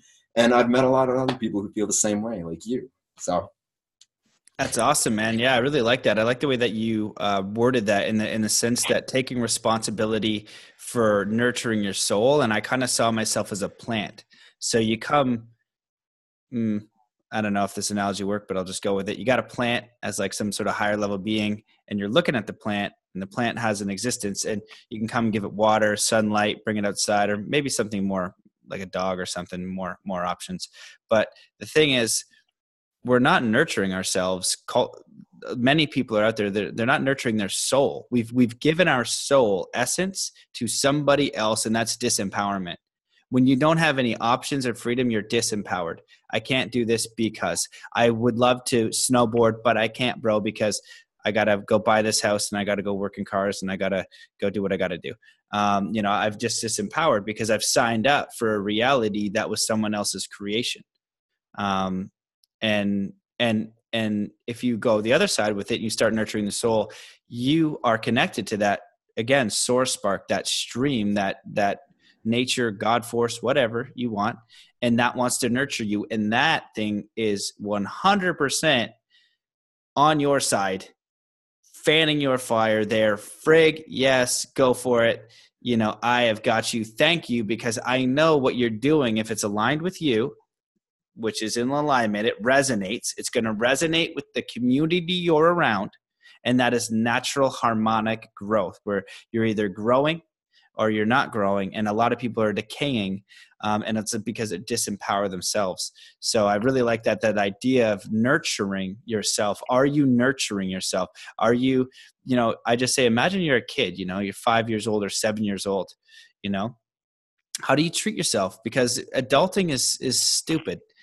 Nobody knows how to adult. It's a bunch of older bodies pretending that things are serious and they know what's going on, and they get in arguments with who is more serious and who knows more than the other person when they both don't know shit, and they both know that. Now, there are things you can know. There's things you can know. There's people who are really smart and engineers and all that is real. That's not what I'm saying.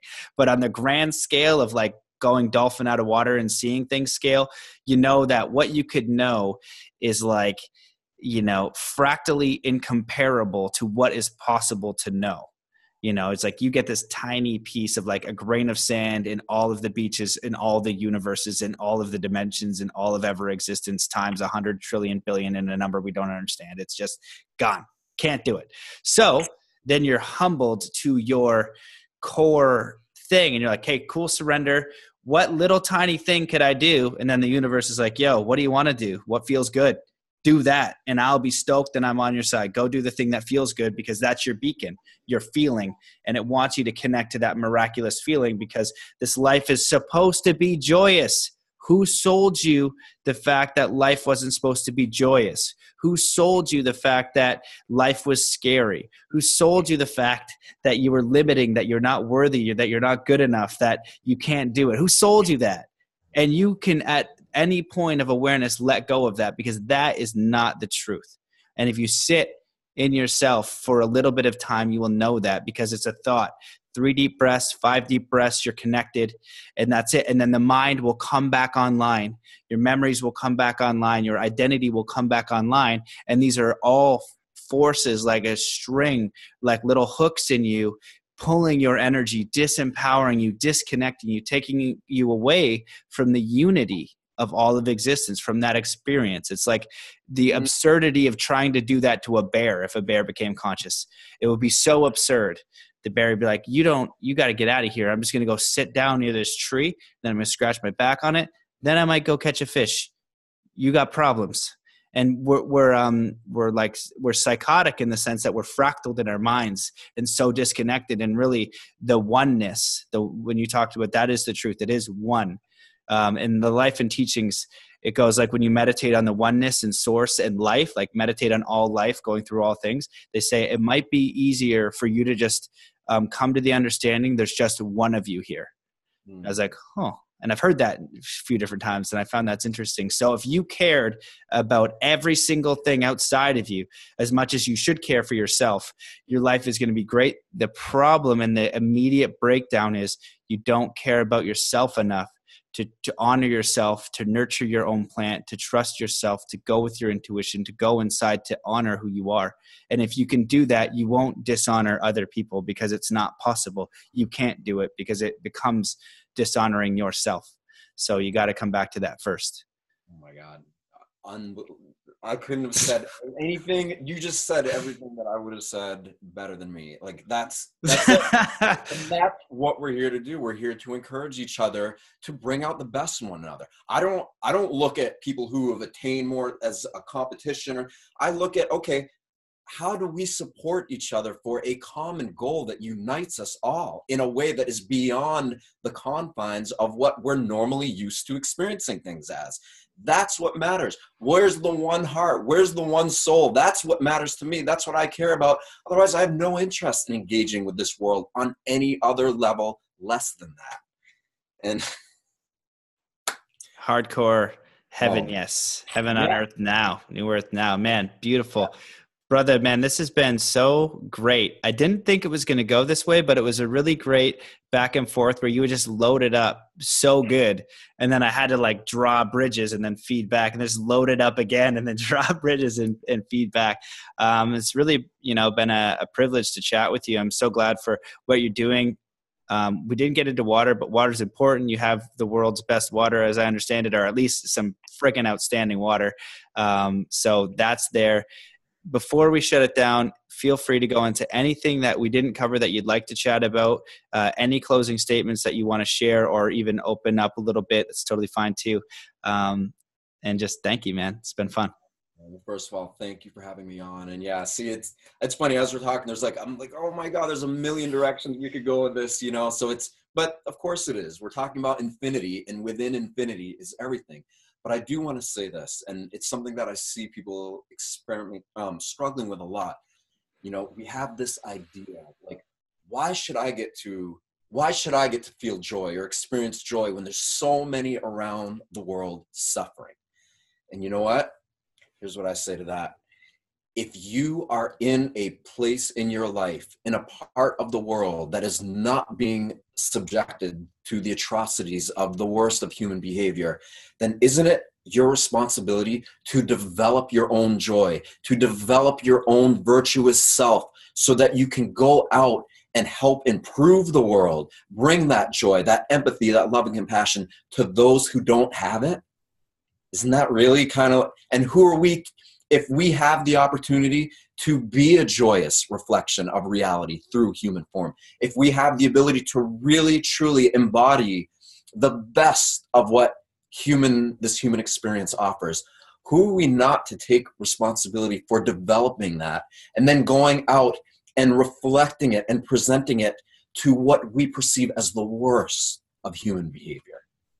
Oh, yeah. Yeah, no, 100%. I think that's so important too, because it feels like people are entrapped and disempowered. But I'll do it crazy. 30 generations. Okay, look at how terrible the world. Just give it 30 generations of a little bit of mindfulness. We would heal the planet. I think we can do it in 1 or 2 generations with the technology, the resources. 10% of people come online and start caring about the world. You empower yourself. Might take 5-10 years. You get a little bit of resources. You team up with 20 other people. We start bringing down these systems that don't make any sense, that are disempowering, and we do it together. We're way more powerful together. It's like a swarm of bees, and we're all separated, getting conditioned by like a few influences that make us forget. It's like, yo, if we just like kind of like I see this in I was watching BBC, and like one lion is taking out like a bull or something. I was like, dude, if they all turned around, all of them, and just committed as a force, like that species would be extinct as soon as they realize they should just team up. And like they'll just come and like there's no way, just stomp them and they'll roll around and like everybody just go ape crap. This thing is toast. And then the lions be like, oh shoot, like we can't eat that anymore, because they realized they're stronger together like a wolf pack. So I always say Team Earth, they're like a wolf pack humanity. And all that is required to play is to care about one another. Actually, we can go into the depths of it as unconditional love, and that can be challenging. Like the dickhead on YouTube, it's talking shit. That took a lot of effort, and I originally answered it mostly fine, but then a little bit douchey, and then I had to erase it and be like, okay, what would unconditional love say? It's like this, and it's like, it's hurtful, man. You hurt my feelings, and that's the problem, is my egoic feelings got hurt, But really, if you can look at everything with unconditional love, real unconditional love, we're going to shift the whole planet, but it does start with you. And the important thing is your reality will change 100%. You can't be enlightened or awakened or connected with source if you are service to self. You must be of service to other and on service to self. What reminds me of the Book of Raw stuff. And it's like, they just say, it's pretty intense material. It's just like, to ascend and to go to the next level of the video game, you must be above 51% of service to other. Just above, just above. Just one point of being like a selfish wiener, just kind of consider other people. Like, it just makes sense. Like, what do we teach kids? So I got off on a rant there. But anything else you want to say, websites, closing statements, again, just a privilege and an honor, and people can learn about water on your website. They can get some of that.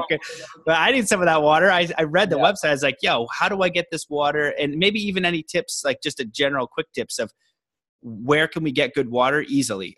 Alkaline filters is something that I use. Findaspring.com. What do you recommend on, just because I think it's such a long topic. It's such a multifaceted topic. There's no way to even, it's something that needs to really be explored in depth. I mean, it starts with this education. Like, we have to self-educate. We have to learn about water. We have to learn about the complexities, the intricacies, how water is affected by geographical localities, the geologic rock that is in certain areas where springs come up affect those springs.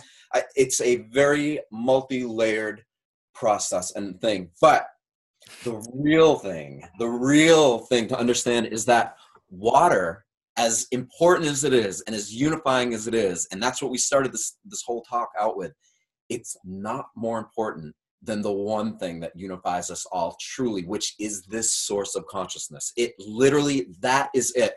Water is next in line because it's hard for people to argue with, because we know it, we see it, it's a physical thing, it's tangible, even though it displays crazy anomalous properties that can't even come close to being explained. But we can begin to understand, okay, this is something that unifies us. But when you exist in a state of what everything we've been talking about tonight, and you really work to develop your awareness of it, then your very consciousness itself influences the water that's in your own body, the bio waters in your body. And that's the most important water we've got. It's our bio water, our internal water. A friend of mine wrote a great book called Water Codes. Carly Newday, her book is, you should check this out. She's fantastic. You probably have her on this show.